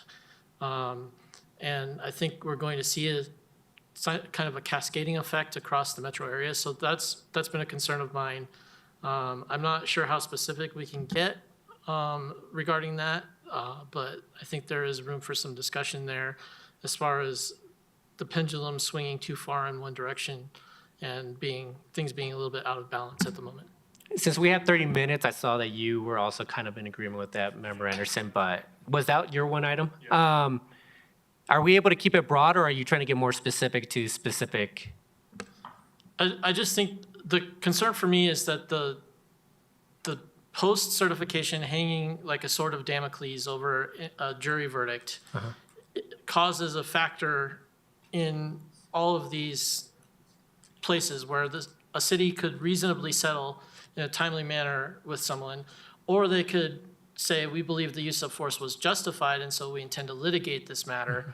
But having someone's entire career on the line in that transaction when the offense may have been relatively minor is a pretty significant problem. And it leads cities to write checks that they might otherwise not have written for something that might be perceived by some members of the public as not a major infraction. Okay. Thank you, Member Ward. Anyone else on that specific item? Would you want to bring it up potentially with Senator Bridges? I see Member Anderson's yes. Member Prang, was there on this item or? You agree? Okay. So that's at least 4. Actually, I do want to bring it up because obviously it's been something of a concern as well. So that's a good item to bring up. Any other items? Member Prang? Yeah, I placed a call to the mayor earlier today. I had an area that I would like to bring up to Senator Bridges that wasn't on the list, but I think is really important, and I don't know if the majority of council would support it, or if I could just say the majority of council doesn't support it, but it's important to me. But I think that, as our conversation was, put within the lens of what is important to us in this upcoming legislative session, for me, protecting public education is really important. And knowing that our budget constraints within the state and, potential threats to that on a national level, that is something that I want to see protected within our state. And so I just wanted to throw that out to council. I see some questioning looks from across the room. I just think that it's important. I think it's being threatened right now, and public education is a great equalizer. And I personally would like to see him put some efforts into protecting that within our state. Thank you, Member Prang. You know me well, Member Prang, so you know I would be in support of that as well. Bring that up to Member Bridges, or Senator Bridges. Member Russell. Actually, I think that's a good idea. And I really think the talk at the national level was to send it to the state level, because states could have more control over what was going on. So I think it might be a good time to bring that up too. Okay. Anyone in disagreement, or can I get at least one more head nod yes on that one? Go ahead, Member. I think that discussion in particular, in principle, isn't something that I would object to, but it is something that's so large in scope that it may risk taking up so much of our 30 minutes that we have with the senator, that I don't really want it to eclipse the items that directly affect the scope of our duties as council members. No, I understand. I thank you, Member Ward. I didn't take it that way. I took it more as just the budgetary discussions I that we're wanted to having keep at the it state really level. high level as Yeah. a general statement. I Yeah. didn't want to get into discussion or details. I just think that it's something that's incredibly important, and it's been important in our state for a long time, and I know Senator Bridges is a big supporter of public education. So not to usurp any time away from our local issues, but if we could just make a general statement, maybe at the end of our discussion with him. Okay. All right, anything else? So affordable housing, I'll be happy to throw construction defect into that as well, and just talk about the entire, that aspect as one item. Police reform, or at least just some of the changes that occurred over the last few years regarding that. Member Ward, would you be happy to speak to that? Yeah, I think I can speak to it. Or just some of the it's just concerns what I high said level. briefly. I just Yeah. think the pendulum is too far in one direction. This is a full employment of trial lawyers act, in my opinion. And the way that I'm looking at this is that I'm at least with the affordable housing and construction defect, the way that I'm thinking about bringing it up is just the impact that we're seeing at the local level from the Inglewood's perspective. So I'm not expecting resolution or anything like that, but I just wanted to say this is specifically what we're seeing. This is how it's affecting us, and this is why we're bringing it to you, because I want you to know the impact that it's having on us. So, Member Nunenkamp? Because Senator Bridges sits on the Joint Budget Committee, I would like to get his perspective on how they're thinking about enacting Proposition 130. This was passed by the voters last fall, which sets aside $350 million of state funding for local law enforcement support. This includes recruitment, training. We would potentially be one of the direct benefits of this. And I'm curious, considering that the proposition was written quite broadly, how is the Joint Budget Committee considering allocating that $350 million? When might we see disbursements from that? So yeah, I think that would be a helpful topic. And I'm gonna try to make it tomorrow morning. It's gonna be very touchy with work, so Okay. don't count on me, but I will try to log on for at least part of it. Okay. Actually, I would like to hear how he's proposed, or how they're proposing on when they're looking to start providing those monies to municipalities. So, okay. Those are 4 items if we include the education. So that seems like a good list to me. Did anybody have a chance to look at the priorities list? If there's any concerns with what was on that sheet, we won't be able to speak to them if we're going to speak to these 4 items, but maybe we could leave this as well to Senator Bridges so he can see this is where we stand with some of these items as well. Anybody in disagreement with that? All right, cool. I think we have a plan for tomorrow. All right, thank you, everyone. That's what I have for council members' choice. Anyone else? Member Noonan, your light's still on? No? All right. We're now moving on to city manager's choice. Thank you, Mayor. I'll just start by commenting that it's been very challenging to get these scheduled with our representatives, and you'll notice one representative we have not scheduled, nor are we going to continue trying. But I appreciate your feedback. If we can get these on the calendar a little bit earlier, which staff will try to do next year, we'll hopefully be able to give you more time to figure out your legislative priorities. But thank you for the discussion tonight. And anything that we don't get covered, we can also put in talking points that we can send to the senator afterwards. So when he jumps off the call about 5 till the end of the meeting, his staff member will be taking our priorities and making sure that those get to the senator. So just if he jumps off the call, he's got a meeting at 9 o'clock. All right, the only thing that I have other than that is just on December 2nd, last year, you all, as you know, directed staff to get a lot of information on comparable cities with comparable courts to determine the judge's salary. We were moving forward with that. We had a scope. We had checked in with the court just to let them know, here's what we're doing. They came back on the last Monday, about 6 o'clock, and said, we really think the time would be better spent on revising the process by which the judge's salary is set. I took that to mean, because the email started with, it seems this process is too undefined the last few years, and we have chosen not to follow our existing policy, to mean that they would like to see changes to the policy as opposed to just this compensation analysis that we were moving towards at council's direction. So I wrote back and said, okay, I'll ask council just for clarification on if we can have a discussion about the process rather than moving forward with this compensation analysis at 11:11 on Thursday. On the day we were trying to get the packet out, the court came back and said, actually, we think the process is fine. We just think that we need to follow it. So I just want to make sure that the court's feelings are known.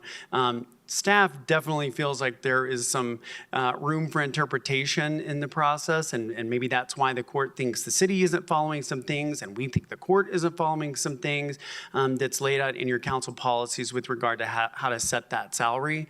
So staff still believes that it would be a good use of time for staff just to hear some options for council, to hear some options for staff and from the court on the way we could revise the process policy that you all have to make it clearer and with less ambiguity and confusion that often leads to conflict and has led to conflict for at least the last 5 years that I've been here. So that's our request. But if you want us to just continue forward with the compensation analysis, we are ready to sign that contract. Everything is ready, and we're fine moving forward with that direction and just kind of keep with that direction. But I just wanted to pose that we thought the court was asking us to not do the compensation analysis and instead revise the policy.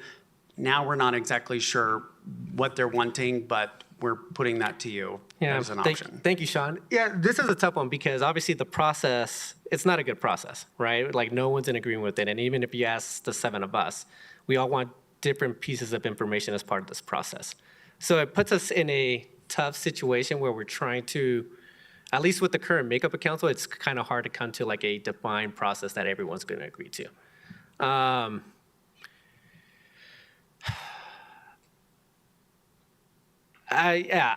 trying to figure out how to get to a position that's going to satisfy both parties, because I also have to list, like based on what was in the packet, December 2nd, certain members of council wanted specific information in order to make an educated or make the right decision on salary. right? Not everyone agrees with that, but this is what this makeup of council wants. And so I have to listen to our council members that want this information in order to set the salary. So I'm not sure if I need to have a conversation with the judge and just be very pointed with, this is what's being requested and this is the reason why it's being requested. I just don't know how to get there when we're trying to get to a certain process, but no one's agreeing to the process. So I don't know what I'm saying. I just think that we're always going to be deadlocked in terms of how to both be in agreement with setting a salary for the judge. And I don't want to speak to my personal feelings on it because I don't want to throw that out there. I'm just trying to figure out how to do that. I want to speak to the judge and just let him know this is the reason why it's being asked. So I don't know if other members, sorry, Member Wright, you have your light on, but go ahead. It's quite the conundrum. It's tough. Well, my question is, why aren't we following the policy that is written to begin with, get this taken care of, and then reevaluate the policy, and if the policy needs to be rewritten, do it? Why are we rewriting or changing the policy as we go along? That's my question. Yeah, I think it's a great question, and I think what the court will tell you and said in that, I think it was the email last Monday, was that the city is not following the process. We contend that we are following the process, but the court is not following the process. And, we can argue that all day, and so I think the process is not being followed to the T. I think we can all agree on that. And I don't know that it's productive for us to point fingers at who is or isn't following the process. The problem is the process is not well written. It's too vague. It's open to interpretation. We do have Sean Weisky, by the way, the Director of HR, on if you have any questions about the compensation analysis. But my point is, I think based on the email from a week ago, we thought that they were saying we agree our time would be better spent on a process improvement as opposed to this, kind of expensive compensation analysis. That's when I reached out to council and said, here's what we want to do. It wasn't until we were about to send the agenda that they said, no, the process is fine. We just need to follow it. But they also feel like, that the council has, treated it as more of a performance review. So there were a number of other points, that they were making. We just want council direction. We could just keep going in the direction that you gave us December 2nd with the comp analysis, or we can back off of that with your direction, four of you directing that, and instead schedule a study session to revise a process by which the court gives some suggestions on new language, the staff gives some suggestions, and then ultimately you decide what language you want to follow. And I think council is just as guilty in changing the process also. So, it's a multi-tier thing going on, so. I'm not sure the order, sorry, Member Wright, did you have anything else? Okay. So we'll just go on that side. Member Nunkamp.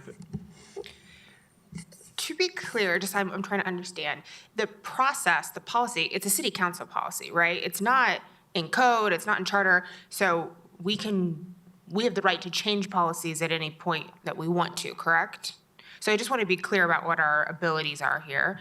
I think it is a bad process. I do not want to go another year using the same process. I think it is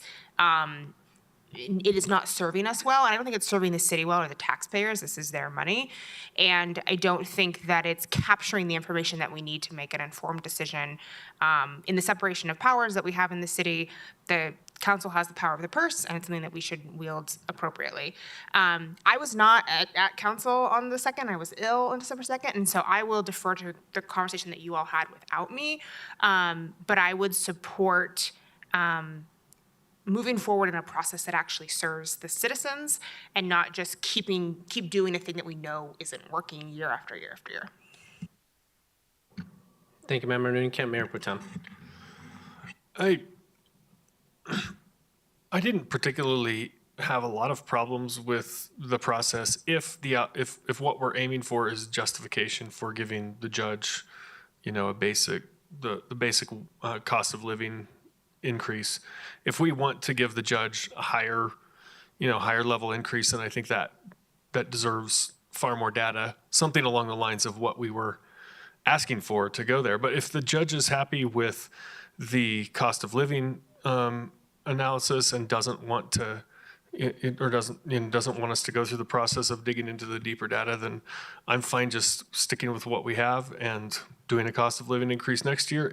If council wants to do a new process that has a lot more data in it, I'm okay with that too. And would consider higher levels increase if we have the data to support it. But regardless, the process that I would want would have the information that I was, for me, would have the information I was requesting at the last meeting if we're going to change the process. But I could go either way. Member Pring. I think that I would prefer to have the conversation about the process. I don't think that it's clear, and I've, as a newer council member, felt incredibly uncomfortable making the decision that we've been tasked with making with the process as it is. I don't feel like there's clarity exactly on what information we're supposed to be getting. It's not supposed to be a performance review, but I feel a sense of obligation to be responsible with our dollars. And I guess I think part of what Member Anderson was saying, like, I truly don't have a huge issue with the existing process with a cost of living like increase, but I think where I got tripped up this year in particular, or this past year, I guess it would be, was that we had a couple of members that were advocating for like a significant increase. And I think that warrants a different kind of conversation, bordering on like, do the voters need to weigh in on that? Like if we were to recommend such a huge increase for our city attorney or our city manager, I think there would be an uproar about that. And so I just felt uncomfortable, with that kind of ask on the fly in the middle of a meeting where I'm not even sure, like I'm entirely comfortable with the initial information we're getting in basing a decision off of that. Cost of living is cost of living. If we're gonna say the judge is gonna get the same as everything else, which is the same as what our city attorney and our city manager took, then that's kind of a no-brainer for me. That's no questions asked, but a significant jump I just think is a whole different level of conversation. I'd be happy to have a conversation about the process and clarifying it. If I could, Mayor. Sure. The one thing I will say, since this is a study session and the court isn't represented here, is that we were part of the compensation and classification study and did get a more significant increase than what the judge got the previous year. And so I think the council members who were advocating were saying, let's bring him up to something that's more market-based. I think what we heard from 4 members of council that night was 3 of 5, sorry, was that we needed more data in order to do that, in order to make that determination. So, so we just want to follow the direction of council on this. Either just move forward with the comp analysis or fall back and do the process, revise the process. Because the other thing I didn't mention that the judge's email or the court's email last Monday said was that the salary for 2025 has been determined and therefore the court is not seeking this study at this time, which the court was never seeking this study. It was always counsel seeking this study. But my point in reading that is that they considered the judge's salary set for 2025. So to me, that means, okay, well then maybe we should look at the process instead of doing, the comp analysis, which may end up being an analysis, but we'd rather council redefine the process and let the court know what that looks like. Go ahead, Member Ward. I think what you just described, City Manager Lewis, is very reasonable. I also wasn't present for this first discussion. But as Member Neunenkamp indicated, this council has a fiduciary duty to handle taxpayer dollars effectively. And if that means that we have an independent study that indicates that the judge should receive more money, then we should make that adjustment. And it's possible that the outcome might point in the opposite direction, and that would probably lead to a lengthier discussion.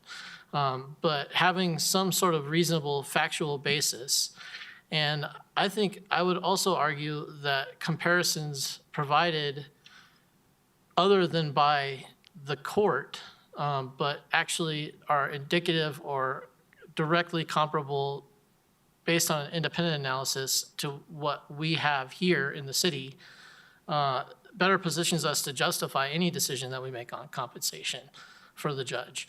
I've been guilty of, in the past, turning this compensation discussion into something that does resemble a performance review, and I'll cop to that. That's not what my constituents have indicated they expect from me. So that's not the path that I intend to pursue in the future. However, I think, have some concerns with the process that we've had so far in that it's been politicized. And if we can do something that makes it less political and more administrative, I think that would be helpful for everyone. Member Russell.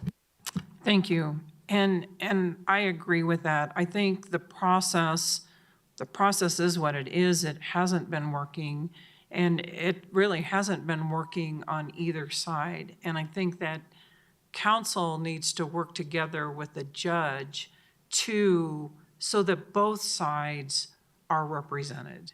And I think the policy that we currently have is the starting place, and then we move on from there to get to a point that is agreeable to both of us. I think a study session, and perhaps, Mayor, you should speak with the judge about the process so you get a picture of what both sides need to bring to the table.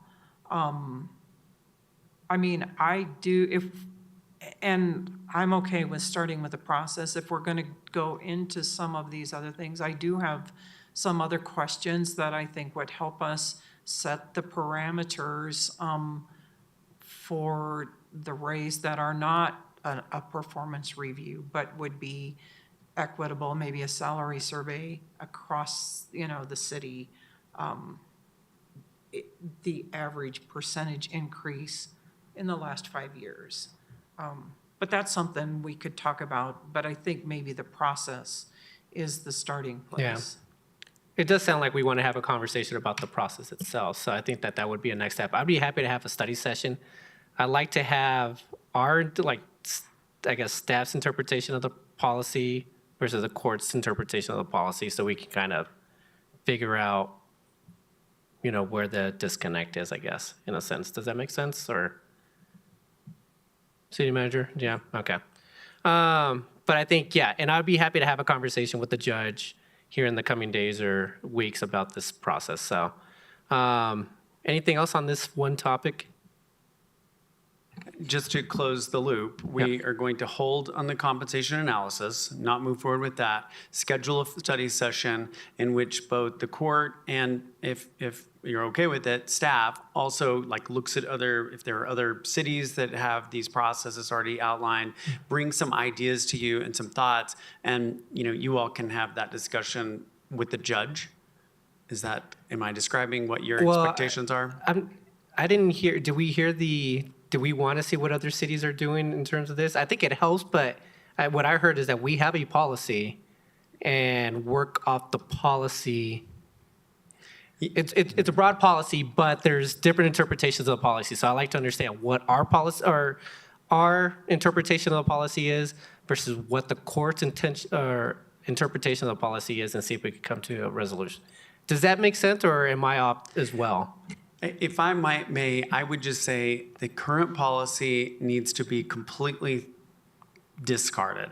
Unless council wants to stick with it, I think we should start over with a whole new policy and process, because the current policy is simply not working, and it will just be a finger-pointing game on council did this, the court did this, staff did that, and the three branches of government will continue to be at odds if we start with the starting point of the current policy. That's my pragmatic opinion that you could take or leave. You've been in the middle of it mostly, Sean, so I get it. Go ahead, Member Russell. Unfortunately, I think we do need to start with the policy we have, because even if we start from square one, there's still going to be the temptation to do that. So maybe looking at it from what's working and what's not working, and what could we do to make it work, and not pointing fingers on either side. It just, and the truth is, the policy really has changed in the past. Just before the Mayor Pro Tem got on council, the policy changed then also. Because before that, I think it was maybe a year or two before that, they did the judge's salary in executive session. And because he's an elected official, we couldn't do that. And so it got changed. And so I think that this would be the starting place, and then I think it would go quicker than if we start from square one. Then there's going to be this argument about I'm just saying, I think it'd be easier to do that. Member Thank you. Nunekamp? Oh, I'm sorry. Go ahead, Member Nunekamp. This is going to make it harder. Respectfully, I do think we need to scrap it and start over. I understand what Member Russell is saying, that it could open up a can of worms, but if we're talking about setting the 2026 salary, like, we've got some time, and so I would rather do it right than start with something that we know isn't working. My preference also is that I would like to have a study session and us come to an agreement and then say, bring a proposal to the judge. This is what we're thinking about. I wouldn't do a study session where we're workshopping it together, because I think that could be ineffective and inefficient. And so I'd rather work with staff and council to say, okay, because at the end of the day, like, this is a power of council. It is not a power of the judge. We obviously want it to be collegial, but I don't want to, it's not a co-creation. We should have a proposal. We want his feedback on it, but it will have to work for other judges. And I want to be realistic about what the process will look like.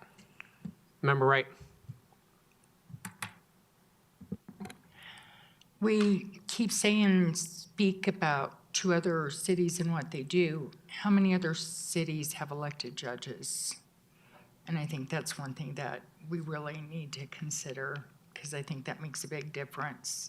He's elected, so we can't put metrics on him and stuff like that, because it's the people that vote him in, and they're the ones that decide his performance review. So I think we have to be very, very mindful of that when we're making all decisions. And partly because he is elected, I do think that we should work with him. So maybe not sitting here the whole time, but part of the problem is we're not working together. So sometimes all branches need to come together and make it work out. So it doesn't mean we take all suggestions, but work together. So thank you. Member Ward. Member Wright, can you elaborate a bit on how the municipal judge being directly elected by the people affects the compensation discussion? I don't understand the connection. Because everyone keeps saying metrics. They want to see how many, there's been requests on how many cases he's had, and folks have wanted to know X, Y, and Z, and that is not our job to do. He's an elected official, just like for us. How are we evaluated? Re-election, correct? That's the same with the judge. And we also have the power to set our own salaries, which for most of us is $800 a month. By comparison, the municipal court judge earns a significant amount more than that. And that's where the question of job duties comes in. His job is currently considered to be a full-time position. I don't know that the charter even requires the municipal judge to be a full-time elected official. That is also a component of the conversation that I think council needs to have. And that's the reason why the comparison of the duties that he's executing to what other cities require is relevant in the compensation discussion. I think I did indicate earlier that this discussion could result in compensation being adjusted downward. I think this council has a fiduciary duty to handle the citizens' money, as Member Nunekamp indicated, responsibly, regardless of whether the municipal judge is elected or not. The salary that he receives should be commensurate with the job that he's actually performing. Otherwise, it's just political graft. Then wouldn't that apply to every employee of the city? I believe it does. We just finished the classification and compensation study for all employees of the city, except for the elected officials, including, as you've indicated, the municipal judge, who happens to be elected. So with that, so just need to hear where we stand in terms of council of how to move forward with the policy. It sounds like we want a new policy, but it does sound like we may have to scrap the current policy and start from scratch. But City Manager Lewis? Well, I would just say that I heard a couple of you say that you would like to at least look at what is working and maybe what isn't working. So I think that that's Yeah. good. We can use the current policy as a piece of the foundational piece while also bringing new ideas and suggestions. Yeah, and I appreciate your comment that it is different because it's elected. I mean, not in terms of maybe the comparable cities, but the court made that point also in their email on Thursday. So I want to just bring that to light. But I think we've got the direction we need to bring a study session back to you. We will. Sounds like you might have a conversation with the judge, which would be great. I'll talk to the court administrator and we'll get some things put together for you all to look at in terms of a new policy. Thank you, Sean. All right, anything else for City Manager's report? All right. All right, everyone, with that, this meeting is now adjourned. I'll see you all Wednesday. Have a good evening. Tomorrow morning? Oh, tomorrow morning, yeah, online. I'll see you tomorrow morning.